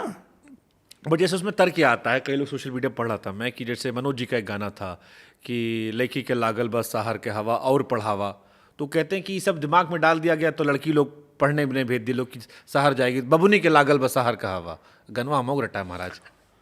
उसके पीछे जो सबसे बड़ा कारण है भैया, हाँ मैं आज एकदम दिल की बात बताता हूं आपको। एल्बम पे ना जब तक सेंसर नहीं लगेगा तब तक ये चीज़ें नहीं रुकेंगी। जैसे हमारी फिल्मों पे सेंसर है, सेंसर बोर्ड अगर मैं एक गाली भी दे दूं उसको पास नहीं करता है, बाकी चीज़ें तो छोड़ दीजिए, काट देता है। वैसे ही अगर इन एल्बम पे भी सेंसर लग जाए, और ऐसा मानना भी था, प्लूटो ने भी कहा था कि आपको अगर एक आदर्श राज्य बनाना है तो कलाकार और गीतकार इन लोगों पे सेंसर लगाइए। बट फिर व्यक्ति की आज़ादी पर रोना गाना शुरू हो जाएगा। नहीं, पर देखिए क्या है कि जहां न पहुंचे रवि वहां पहुंचे कवि। सही बात है। भाई अब जहां नहीं पहुंच सकते वो वहां तक सोच लेगा, और सोच लेगा तो वो गा देगा, वो बना देगा। तो आपका काम है कि आप ना उसको रोको, सेंसर लगाओ कि नहीं भाई तू ठीक है, तुम्हारा दिमाग वहां तक जा रहा है लेकिन वहां तक जाना नहीं है। तो मुझे लगता है कि बहुत ज़रूरत है कि एल्बम पे सेंसर लगाया जाए, और जो चीज़ें समाज को अगर भ्रमित कर रही है या कुछ बुरा हो रहा है तो उसको वहीं रोक दीजिए, उसको आगे आने ही मत दीजिए समाज में। ठीक है। अच्छा, बॉलीवुड की फिल्मों में किसिंग सीन होता है, भोजपुरी और साउथ में ढोंडी से इतना प्रेम क्यों होता है? बहुत चलता है आजकल नया जो लड़का लोग AI बनाने लगा, लड़का लोग वो भी सब खूब वायरल करता है, तो इसकी क्या क्रांति है? साउथ में बड़ा चलने लगा, हम वो भी देखें वही एल्बम का ही क्रांति है। ढोंडी प्रेम। हाँ, वो भी एल्बम का ही क्रांति है। तो इनको भाई रोकने का एक ही तरीका है कि सेंसर लगाइए। यूपी में भी लगाइए, बिहार में भी लगाइए। कोई व्यक्ति एल्बम गा रहा है तो एक सेंसर बोर्ड होना चाहिए। सेंसर बोर्ड जब पास करे कि हाँ ये ठीक है, ये चल सकता है, तो सारा बड़ा लोग आप, सारा सांसद लोग आप, सरकार आपका, तो इसका पहल भी तो आप लोग करना चाहिए। बिल्कुल। और पापो आप लोग के माथे चढ़ता है, हम मांग, बाकी लोग से सवालों नहीं पूछते, यही आप 4 लोग से सवाल पूछे आते हैं। हमसे सवाल पूछे जाते, इसीलिए तो हम एल्बम गाना बंद कर दिए। अगर हम चाहते, हाँ, सबसे ज़्यादा पैसा वही है एल्बम में। हाँ, मतलब अगर 30 दिन 40 दिन में हम एक फिल्म करेंगे, जितना पैसा कमाएंगे वो 4 दिन में 4 गाना करके कमा लेंगे। लेकिन हमने वो बंद ही कर दिया। हम बोला गाना ही नहीं, हमको नहीं चाहिए। जो कंपटीशन चल रहा है ढोड़ी का और इसका और उसका फलाना, हमको उसमें पढ़ना ही नहीं है, नहीं गाएंगे। मतलब पेटीकोट, ब्लाउज, हुक, हाँ, इनसे आगे बढ़ भी नहीं करते। तो हम बोले हमको गाना ही नहीं है, जाने दो, छोड़ दो, छोड़ दिए एल्बम, गाना ही छोड़ दिया। बट छोड़ दिए, चलो वो तो आप व्यक्तिगत छोड़ दिए। हाँ। जैसे फिर मैं कह रहा हूँ, पाप आप ही लोग के माथे पा रहा है, सवाल आप ही लोग से पूछते, वो नौका लड़का लोग कहता है कि भैया लोग किए थे अपने जमाने में, उन्हें देख के हम भी सीख गए, अब चल रहा है, लोग देख रहे हैं तो हम भी कर रहे हैं। तो इसको पाप को पुण्य में बदलने के लिए जो ये सेंसर बोर्ड आप रास्ता बता रहे हो, उस पर हम लोग मांग किए हैं हमने। सरकार आपका मांग किससे कर हाँ, रहे हो? सरकार से ही, चूंकि उनसे हम कह रहे हैं कि ये चीज़ कर दिया जाए, और हो जाएगा, 100% होगा। क्योंकि बाकी सब तो मतलब थोड़ा अच्छा, इससे कल्चर बेहतर हो जाएगा। हाँ, कि कुछ अच्छा आएगा तो आप लोग भी बाहर जाओगे तो। बिल्कुल। और सच्चाई ये है सर कि चाहे वो तेलुगु हो, तमिल हो, कन्नड़ हो, मराठी हो, गुजराती हो, किसी भाषा को आप देख लीजिए, शुरुआत सबकी ऐसे ही है। हाँ हाँ, अभी भी यही है।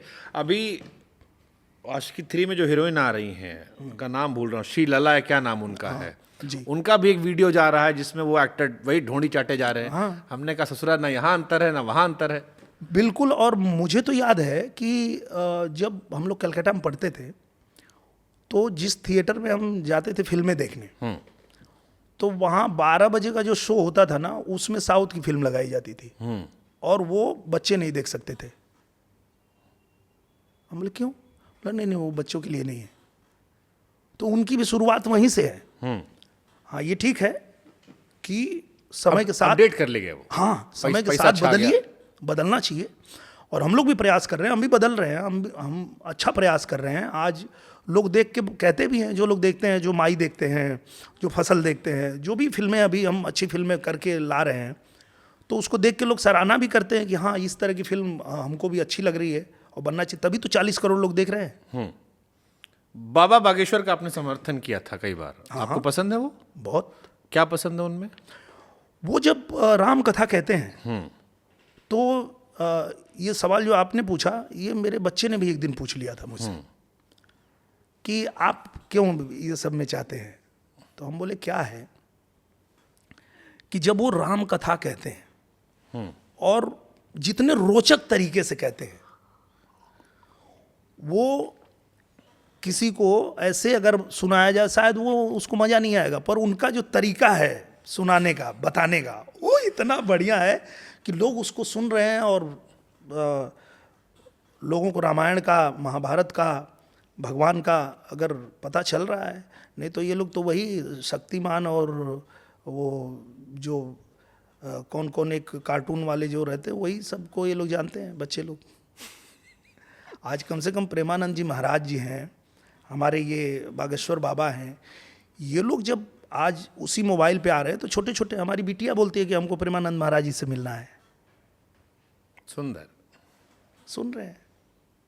तो यही तो चाहिए कि हमारी जो संस्कृति है, जो हमारी विरासत है, उसको अगर कोई इतना प्रभावशाली ढंग से पेश कर रहा है तो और क्या चाहिए। ओके, अब एक सवाल जो बहुत सारे लोगों ने कहा, और ये सवाल आपको परेशान करेगा या कैसे जवाब दोगे वो आपकी कहानी। रामभद्राचार्य जी के पास आप गए थे। आपके भोजपुरी में एक हीरोइन है जिन्होंने 35 फिल्म आपके साथ की है, आओ ज्यादा की होगी जी, आम्रपाली जी। हाँ। आपने कहा उनको अर्धांगिनी वहां कह दिया था। बहुत सारा लड़का लोग या बहुत सारा लोग ये सवाल पूछते हैं कि रियल लाइफ और रियल लाइफ में क्या अंतर है? बहुत अंतर है।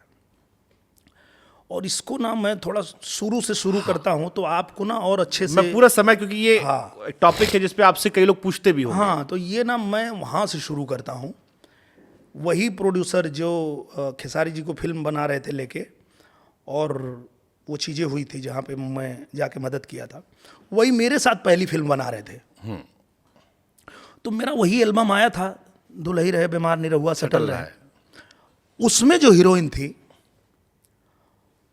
तो मैं जहाँ जाता था तो सब लोग बोलते थे कि अरे भैया तू अला तुहार दुल्हन आए नहीं है। बोले आए? वो हमारी दुल्हन थोड़े है। अरे हम बोले ये क्या चल रहा है भाई? तो मैं थोड़ा सावधान हो गया। मैं गया जब उनके गांव में शूटिंग करने, तो उनका बड़ा आलीशान घर था, उनके घर पे ही शूटिंग हो रही थी। तो उनके घर पे हीरोइन रुकी थी और उन्होंने मेरे लिए भी वहीं एक कमरा किया था, व्यवस्था। मैं बोला भैया हम यहाँ ना रुकब। तो बोले का है? हम बोले वो जो पंप नहर है ना, जहाँ यूनिट रुकल है, हम वहीं रुक जाए। यहाँ पता नहीं, ऐसे ही लोग बात बना रहे हैं कि वो तुम्हारी दुल्हन है, ऐसा है। बोले अरे होता है बातचीत, ऐसा तुम मत। बोला ना ना, हमको रहना ही नहीं है। तो हम जाके ना पंप नहर पे रह के वो शूटिंग किए थे। उसके बाद भी जहाँ जाते थे यही चलता था कि उनकी दुल्हन है। फिर उनकी शादी हो गई तो छुटकारा। आम्रपाली जी की? नहीं नहीं, मैं वो निरहुआ सटल रहे की बात कर रहा हूं। ओके, दो वाली हीरोइन। हाँ, जहाँ से शुरू हुआ हाँ हाँ हाँ ये बात। फिर उसके बाद जब मैं निरहुआ रिक्शा वाला किया, तो निरहुआ रिक्शा वाला के बाद वो फिल्म इतनी हिट हो गई कि लगातार पाखी जी के साथ फिल्में बनने लगी, क्योंकि उनको भी लगता था कि ये पेयर हिट है यार, ये इनको लेके बनाओ। तो फिर जहाँ भी जाता था बोला अरे भैया भौजी कहाँ आई? बोले आए।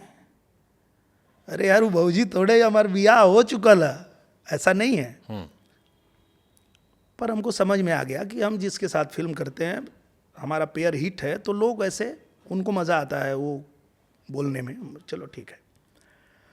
फिर जब आम्रपाली जी आई 2014 में, और उनके साथ लगातार फिल्में हिट हुई, निरहुआ हिंदुस्तानी, निरहुआ रिक्शा वाला, राजा बाबू, पटना से पाकिस्तान, जिगर वाला, सब लाइन से एकदम ब्लॉकबस्टर। तो अब हम उसके बाद 19 में चुनाव लड़ने गए, तो वहाँ भी प्रचार में आई थी, और वो लोग मेरे से ज़्यादा उनका नारा लगा रहे थे, आम्रपाली भौजी जिंदाबाद, आम्रपाली भौजी जिंदाबाद। तो बोले लो, और बन गया। तो जनता तक तो ठीक है।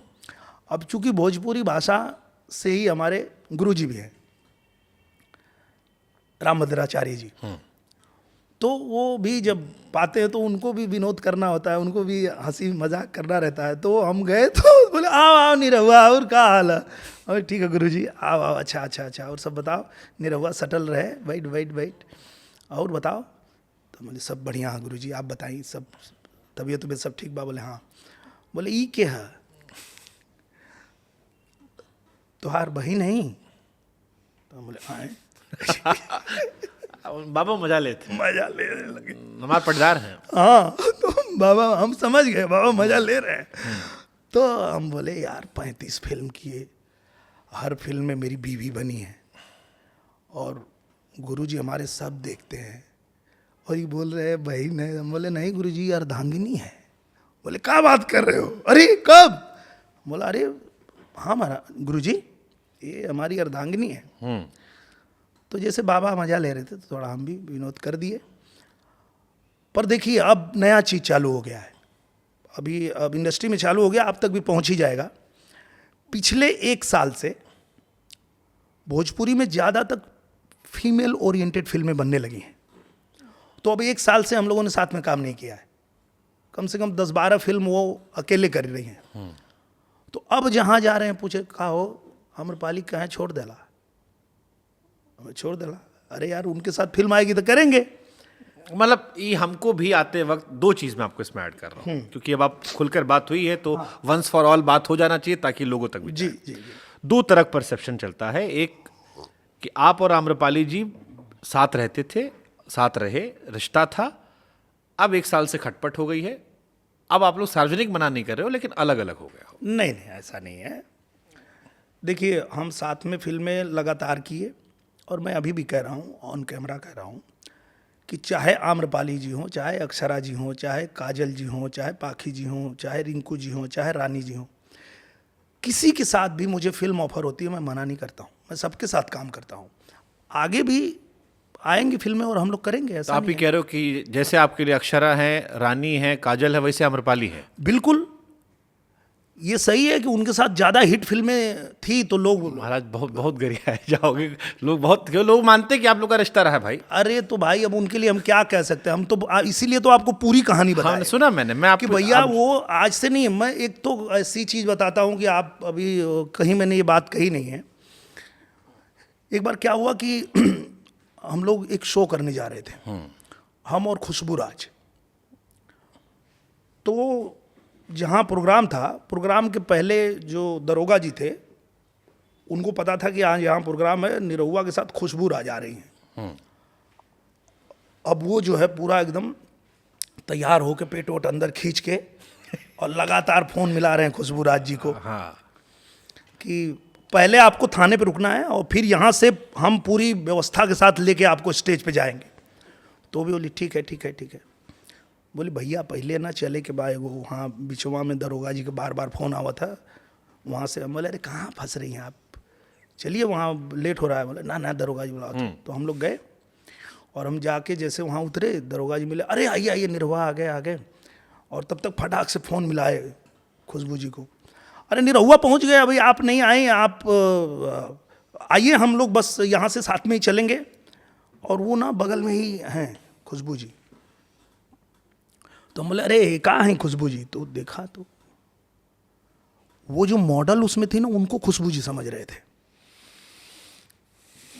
तो बोले अरे ये तो तोरे माई की उम्र के, वो तोहार मेहरुआ कहाँ है?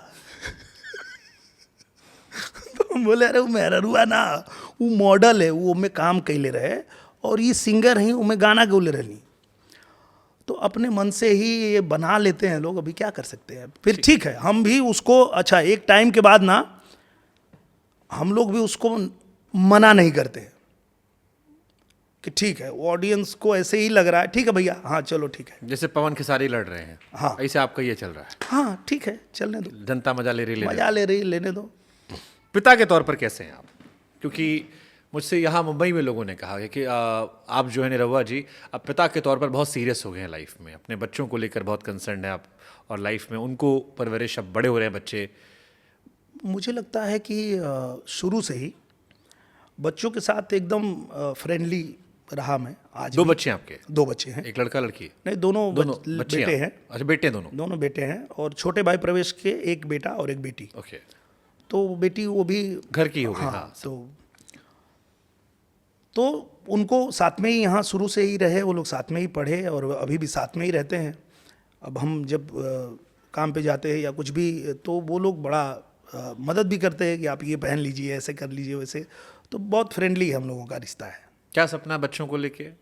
कुछ नहीं, हम उनको उनके ऊपर पूरा छोड़ दिए हैं कि आपको क्या करना है वो आप करो। हमारा काम है आपको जो करना है उसमें मदद करना, और वो हम करेंगे। तो एक जो बड़ा बेटा है उसको डायरेक्टर बनना है, तो वो चेन्नई में डायरेक्शन का कोर्स कर रहे हैं। छोटा बेटा जो है उनको हीरो बनना है, अरे वाह। तो वो सुभाष घई जी के स्कूल से एक्टिंग का कोर्स कर रहे हैं। तो अपने बच्चों को आपने बताया कि आप किस संघर्ष से निकले हैं आप लोग? हाँ, वो तो जानते हैं, और वो हम लोग बैठते तो बातें भी होती है कि कहाँ से कैसे कैसे ये चीज़ें हुई, और कहाँ से हम लोग यहाँ तक जो है संघर्ष किए, मेहनत किए। तो उनको भी ये बात हम बताते हैं कि ये मेहनत का ही काम है, आप मेहनत करके ही कहीं पहुँच सकते हैं, बाकी कोई शॉर्टकट नहीं है। तो ये चीज़ें तो होती है, उनको बताते रहते हैं। गरीबी कितनी बड़ी चीज़ होती है? मैंने रवि जी से पूछा था, तो रवि जी ने मुझसे कहा कि उनके पिताजी बीमार थे, उनके भाई साहब बीमार थे, लेकिन वो घर नहीं जा पाए क्योंकि उनको पता था कि 30 आदमी के परिवार में और हैं जिनका घर पालना है, पेट पालना है। ही सेड इतना काम इसलिए करता हूँ क्योंकि 30 साल काम मांगा है मैंने, संघर्ष मांगता रहा। यस। आपके लिए गरीबी के मायने क्या है? गरीबी के मायने वही हैं कि आज हम बैठ के चाहे जितना आदर्शवादी बन के बात कर लें, वो गरीबी ही होती है कि जब हम अपने आदर्शों पे चलने की कोशिश करते हैं, कि हम शुरुआत करते हैं एक देवी गीत गाने से, और उसको कोई नहीं पूछता है तो निरहुआ सटल रह गाना पड़ता है, बेबी बियर पी के नाचे तारी गाना पड़ता है, लहंगा उठा दे रिमोट से भी उनको करना पड़ता है, क्योंकि वो स्ट्रगल कर रहे होते हैं, उनको परिवार चलाना होता है। तब ये आदर्शवादी बातें नहीं होती वहाँ ये होती है कि काम मिल जाए, पैसा मिल जाए, पैसा मिल जाए, घर चल जाए, बहन की भी पढ़ाई हो जाए, बहन की शादी हो जाए, माँ के लिए भी घर बन जाए, तब वो सिर्फ घर चलाना होता है। तब ये इतनी बड़ी बड़ी बातें नहीं होती है, आदर्शवादी बातें अब होती है, गरीबी में नहीं होती है भैया। सच ये है, जब गरीब होते हैं ना तो उस समय सिर्फ दिखता है कि मेरे घर पे कैसे पैसा आएगा, कैसे खाना बनेगा, और कैसे वो बहन रक्षाबंधन बांधने आई तो उसको भी कुछ हाथ पे रख पाएँ, वहीं तक सोचते हैं। बहुत कड़वा सच है ये। सच तो यही है। अब आज हम कर ले बड़ी बड़ी बातें कि ये खाली पेट गुर्बत बातें नहीं होती। शाहरुख खान ने भी ये कहा था, मुझे याद है। जब पेट भर जाता है तो आदमी, हाँ, फिर तो होगी बकैती, फिर बड़ी बड़ी बातें होंगी, आदर्शवादी बातें होंगी, संस्कारी बातें होंगी। गरीबी में ये सब नहीं होता है, क्योंकि जो भी चलता है ना ट्राई करने, एक पढ़ा लिखा लड़का, उसका भी यही रहता है कि हम यार सही करेंगे, कुछ गलत नहीं करेंगे। एक करता है, 2 करता है, 3 4 5 6, flop flop flop flop flop, खत्म। अरे कोई पूछ नहीं रहा है, किसको पूछ रहा है? बहिया में कसी के सैया मारे ला कचा कच कच, उसी को वही बज रहा है। अच्छा, और क्या बज रहा है? 80 ना 85 कुछ गा रहे हैं, गुड्डू रंगीला उनका चल रहा है, कुछ मनोज भैया ने गाया है वो चल रहा है, लहंगा उठा दे रिमोट से चल रहा है। अच्छा, वही वो लोग सुनते हैं, वही चल रहा है। तो फिर वो आदर्शवादिता सब धरी की धरी रह जाती है। और फिर जो लड़का निर्गुण गाने आता है, भजन गाने आता है ना, उसको भी गाना पड़ता है। कमरिया कमरिया करेला पालप लॉलीपॉप लागेलू, पूरे दुनिया में बजता है फिर। और 100 भजन गाए, 100 छठ मैया गाना गाए। 500 पवन सिंह जी ने 500 देवी गीत गाया, उनसे अच्छी आवाज किसकी है? मतलब अभी बॉलीवुड में भी गा दे रहे हैं तो देख रहे हैं कैसे एकदम एक ही गाना तालका मजा, फिल्म को कहाँ से कहाँ पहुंचा दे रहे हैं। सही बात है, स्त्री 2 की औकात बदल गई थी उस काटी रात खेतों में आई नहीं से। हाँ, वो देखिए उनके आवाज का जादू है वो तो भाई है। लेकिन जब उनको नहीं आप सुनोगे, जब वो उनकी भजन नहीं सुनोगे, और उनको मजबूरी है कि उनको भी कुछ तो करना है यार इसी फील्ड में, वो क्या जनता करें। भी नहीं याद रहता। जैसे मैं पलक मुच्छल का इंटरव्यू लिया मैंने, तो पलक ने बताया कि 2012-13 में छठी मैया गीत साथ में गा के आई थी पवन सिंह के वो। हाँ और पवन सिंह याद आते ही लॉलीपॉप लोग याद कर लेते हैं। हाँ, वही बंगाल वाला गाना, यही 2-4 गाना लोग याद करते हैं। हाँ। तो कहने का मतलब वही है भैया कि मेरा मानना ये है कि सिर्फ दूसरे पे उंगली उठाने से अच्छा है ना, थोड़ा हम लोगों को ना आत्म मंथन करना चाहिए। जैसे मैं क्या गाता हूं वो अलग चीज है, मैं क्या सुनता हूं अगर आप पूछेंगे तो मैं हनुमान चालीसा सुनता हूं। मेरी दिनचर्या है कि मैं सुबह उठूंगा तो मेरे घर में हनुमान चालीसा लग जाएगा, वही बजता रहेगा। और मुझे लगता नहीं है कि दुनिया में इससे ज़्यादा व्यूज वाला कोई गाना हो। गुलशन कुमार जी वाला। हाँ, उससे ज़्यादा व्यूज है किसी का? तो हमको जो सुनना है वो हम सुन रहे हैं, आपको जो सुन रहा है वो आप सुन रहे हैं। कितनी हार्श रियलिटी है भी। हम गा वो रहे हैं जो आप सुन रहे हैं, पर हमको जो सुनना है वो हम सुन रहे हैं।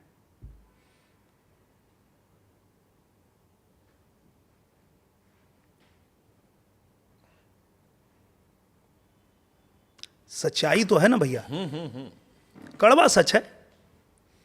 मतलब सवाल उठाना ठीक है, लेकिन हाँ एक तस्वीर, सुन क्या रहे हो तस्वीर आप? का दूसरा पहलू ये भी है। सुन क्या रहे हो आप? वहां पे ऐसा तो नहीं है कि पवन सिंह ने या निरहुआ ने या रवि किशन ने या मनोज तिवारी ने या किसी ने भी सिर्फ मसालेदार ही गाने या फिल्में किया है। विदेशिया किया है हमने, भिखारी ठाकुर जी का। हम लोग परिवार किए हैं, जो देखने बैठ जाए तो आदमी बिना रोए रह नहीं पाएगा। बहुत लोग ऐसा बोलते हैं कि भैया परिवार देखे ना तो फूट फूट के रोए, और भाग के गए गांव और भैया लोग से झगड़ा हुआ था, सबका पैर पकड़ के माफी मांगे। अभी मेरी फिल्म आई है मैं मायके चली जाऊंगी, मुझे इतने फोन आए कि वाह बेटा क्या फिल्म बनाए हो। तो बोले क्या हुआ? बोले ये तो साला नजरिया समझ में ही नहीं आया था कि जो बहू घर में आई है और बहू को पूरे घर के लोग जो एक एक फरमाइश कर रहे हैं, भाभी चाय, भाभी ये, भाभी वो, भाभी वो, भाभी ये, भाभी वो, तुम लोग नौकरानी की तरह खटा रहे हो। वो किसी के घर की राजकुमारी आई है जो अपने मायके में वो राजकुमारी की तरह रहती थी। उसके पिताजी उसको पलकों पे बिठा के रखते थे, क्या चाहिए मेरी बेटी जो बोलेगी वो होगा। उसको या नौकरानी बना दिए तुम लोग। बोले भैया ये बहू को देखने का नज़रिया बदल गया मेरा। तो बोले हम लोग का काम ही वही है भैया कि हम ऐसी फिल्म बनाएं कि हमारे समाज में जो चीज़ें कुछ है जो गलत है पर किसी का ध्यान नहीं जा रहा, उस पर ध्यान उनका लाए।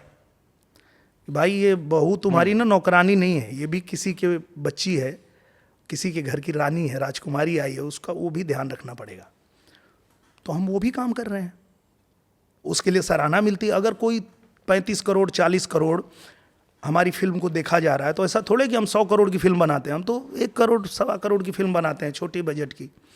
फिर भी वो इतना व्यूज हो रहा है, इतने लोग देख रहे हैं, तो कुछ अच्छा काम कर रहे होंगे तभी तो देख रहे हैं। तो वो उसकी सराहना होनी चाहिए। ठीक है, एक रैपिड फायर हमने रखा आपके लिए। अरे वाह। सिनेमा या राजनीति? सिनेमा। ओके, अगर जीवन में कोई गलती सुधार सके तो क्या होगी?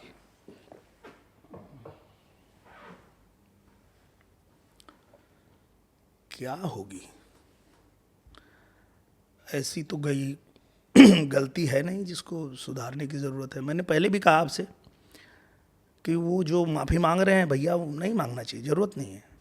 जब जैसी परिस्थिति थी वैसा काम किए, आगे जैसी परिस्थिति होगी वैसा काम करेंगे। ये आदमी जो भी होता है, जो भी करता है ना, वो अपने परिस्थिति के हिसाब से चलता है। तो हम जिस परिस्थिति से आए हैं, जहाँ जो हमको काम मिला हम किए, आज जो काम हमको मिल रहा हम कर रहे हैं, आगे जो हमको काम मिलेगा वो हम करेंगे। ये हमारे हाथ में है ही नहीं, ये तो ब्रह्मांड का है कि हमारे लिए क्या रचा। उन एक स्क्रिप्ट तो वो रची हुई है, तो वो जैसे जैसे मिलती जाती है हम करते जाते हैं।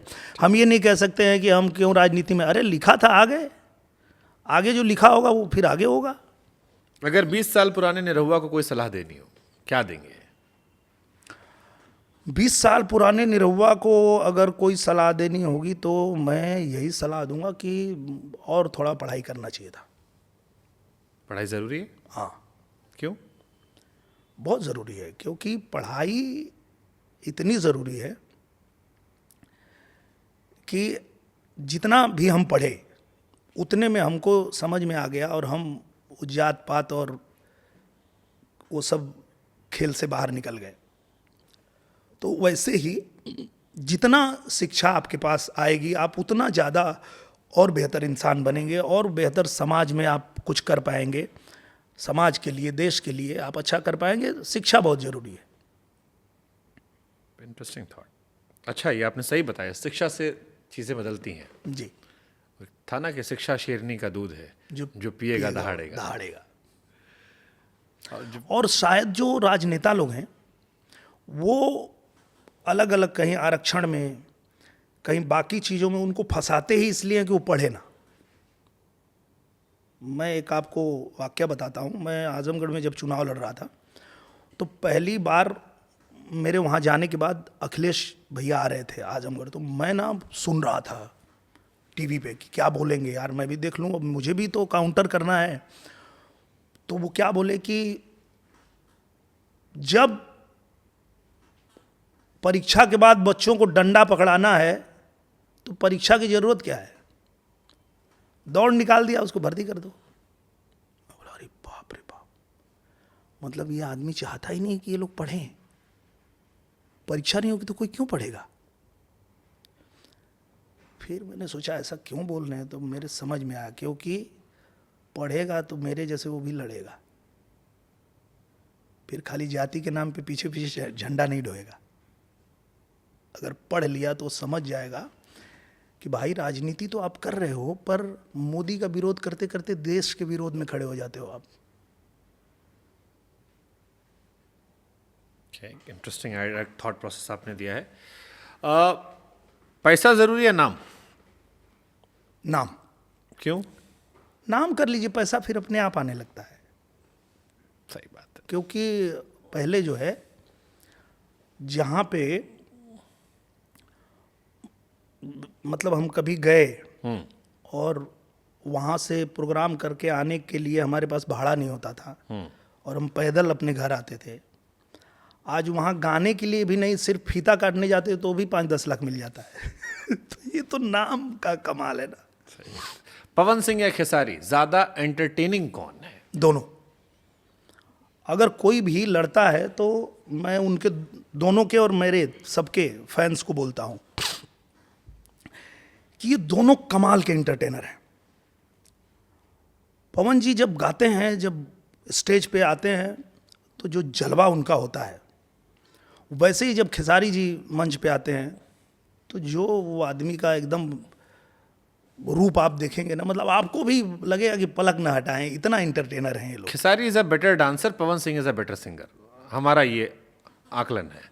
पर सिंगर भी तो इंटरटेनर है। मतलब अगर वो अच्छा गाते हैं, दोनों लोग, पवन जी भी डांस करते हैं, खेसारी भी अच्छा गा, खेसारी के बहुत हिट गाने हैं। तो इसीलिए मैंने पहले कहा भैया कि कोई आम है, कोई अनार है, कोई सेब है, ये कैसे कह सकते हैं कि इसमें बेटर कौन है। पवन सिंह का फेवरेट गाना आपका कौन सा है?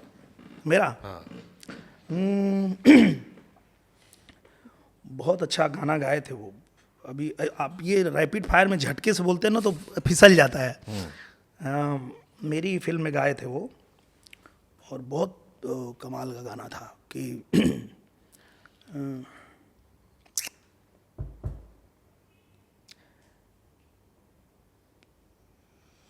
समैया खेला समझ में न आवे, समैया खेला समझ में न आवे। एक मेरी फिल्म थी, उसमें गाए थे, बहुत अच्छा, वो मैं बहुत सुनता रहता हूँ। हमको उनका वो बड़ा अच्छा था, राजा जी के दिलवा। हाँ, वो भी बहुत कमाल गाना है, राजा जी के दिलवा। है याद आपको? मुझे तो उनका हर गाना पसंद है। और मैं एक चीज़ और बता दूं तो आपके साथ साथ बाकी लोग भी जान जाएंगे, पवन जी ना मेरे सीनियर हैं। ओके। मतलब मैं अभी गायकी शुरू भी नहीं किया था तब उनके एल्बम आते थे, और हम लोग पवन जी के तब से फ़ैन हैं।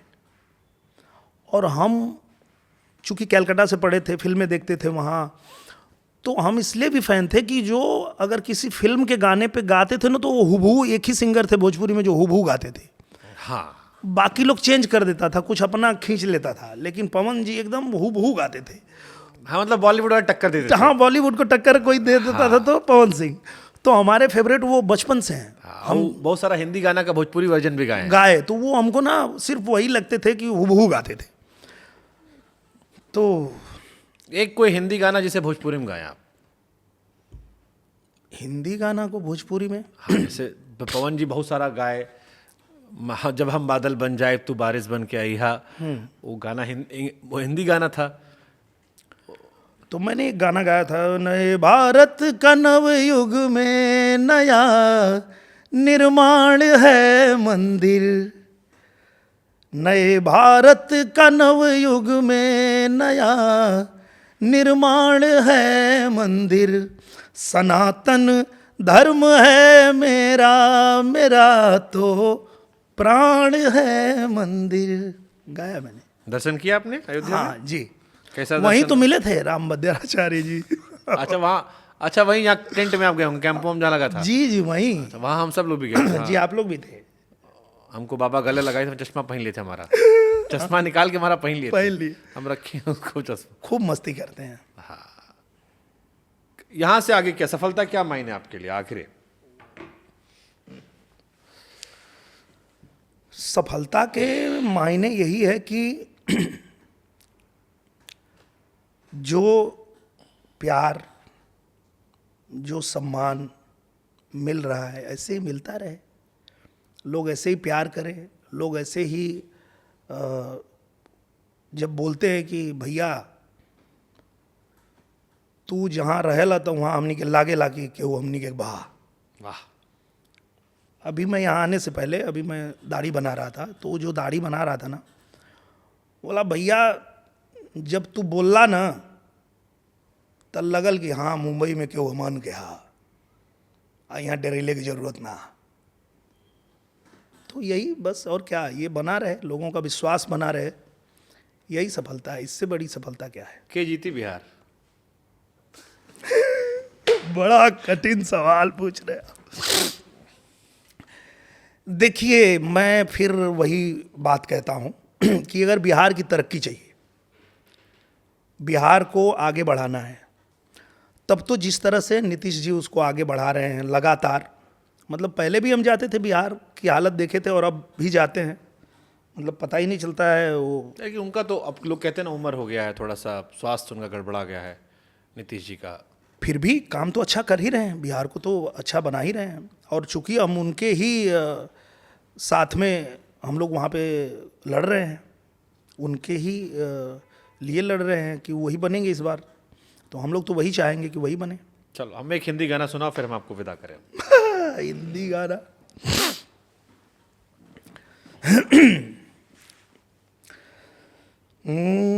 हमारे साथ श्री रघुनाथ तो किस बात की चिंता, शरण में रख दिया जब माथ तो किस बात की चिंता। हमेशा मैं यही सोचता रहता हूँ कि जब सब कुछ उनके ऊपर छोड़ दिया है तो फिर क्या चिंता करने की बात ही नहीं है। आप धार्मिक व्यक्ति हो ना? जी, मैं बहुत धार्मिक हूँ, और उसका कारण ये है कि बचपन से ही आपको जो संस्कार मिलता है, आप कहीं ना कहीं वही चीज़ें आपके अंदर आ जाती है। जहाँ मेरा प्राइमरी स्कूल था उसके जस्ट बगल में राम मंदिर था, तो पहले हम दर्शन करते थे, प्रसाद लेते थे, फिर कक्षा में जाते थे, और वो चीज़ें जो है वो अंदर ही है। और वहाँ भी हम लोगों को दिया जाता था कि ये लो हनुमान चालीसा कितना बार पढ़ोगे लिखो, यहाँ राम मंदिर में लिख के हम लोग देता, हम 21 बार पढ़ेंगे। तो बचपन से वो चीज़ें हैं अंदर, तो संस्कार में है वो चीज़। क्या होता है धार्मिक होने का फायदा जीवन में? धार्मिक होने का फ़ायदा ये होता है कि फिर आपके लिए जीवन में जीत हार उठा पटक कुछ मायने नहीं रखता। फिर आप जानते हैं कि ये क्षणिक है। मुझे कोई नहीं हरा सकता। यस अगर मैं हार नहीं मानूंगा, हाँ ये देखिए ये कमाल की बात है भैया, ये सिर्फ धर्म ही आपको सिखा सकता है। हाँ, तो मुझे हराने वाला कोई पैदा नहीं। यस और फिर वहाँ पे वहाँ पे फिर आप दहाड़ सकते हैं। जब कोई पूछता है कि भाई क्यों यहाँ पे क्यों लड़ रहे हो, तो हम बोल पाते हैं कि भगवान कृष्ण ने कहा है कि अधिकार खोकर बैठ रहना यह महादुष्कर्म है, न्यायार्थ अपने बंधु को भी दंड देना धर्म है। तो धार्मिक होने का तो ये फायदा है कि आप फिर मतलब पर्सनल नहीं सोचते हो, आप निजी स्वार्थ में नहीं पड़ते हो। हार जीत के मायने बदल जाते हैं। हार जीत का मायना बदल जाता है, समाज को देखने का नज़रिया बदल जाता है। और कहीं ना कहीं आप देखिए एक चीज़ जो आती है कि ज़्यादातर पॉलिटिशियन जो हैं वो लोग अविवाहित क्यों हैं। मैं इस पे खोज करने लगा कि यार भाई ऐसा क्यों है, ये कैसा है। तो फिर मुझे पता चला कि ये एक थ्योरी है कि जो व्यक्ति, उसको कोई ऐसा लोभ लालच ही नहीं है कि बेटा के लिए कर दें, बीबी के लिए कर दें, इनके लिए। अगर वो व्यक्ति एकदम दार्शनिक है और वो व्यक्ति धार्मिक है और वो कुछ पूरे समाज के लिए करना चाहता है, ऐसे व्यक्ति को जब आप बैठाओगे ना कुर्सी पे, तो ये अच्छा काम करेगा। और यही कारण है कि जब प्रधानमंत्री नरेंद्र मोदी जी बैठे और जब उन्होंने काम किया तो हम लोग उनके साथ जो है खड़े हो गए। योगी जी आज जब हमारे यूपी में आए और देखिए यूपी को पूरा सजा, उनके लिए भी हम गाना गाए। एक पिक्चर भी तो आ रहा है आपका शायद। हाँ एक फिल्म आ रही है अजय, पर अभी वो सेंसर में थोड़ा दिक्कत हो गई है। तो सरकार आप पे सब क्लियर हो जाए। नहीं सरकार की बात ही नहीं है, सरकार से क्लियर होना होता तो हो गया होता। 1 तारीख को रिलीज होना था, नहीं हो पाई। इसलिए नहीं हो पाई क्योंकि भाई मैंने कहा ना कि सेंसर बोर्ड।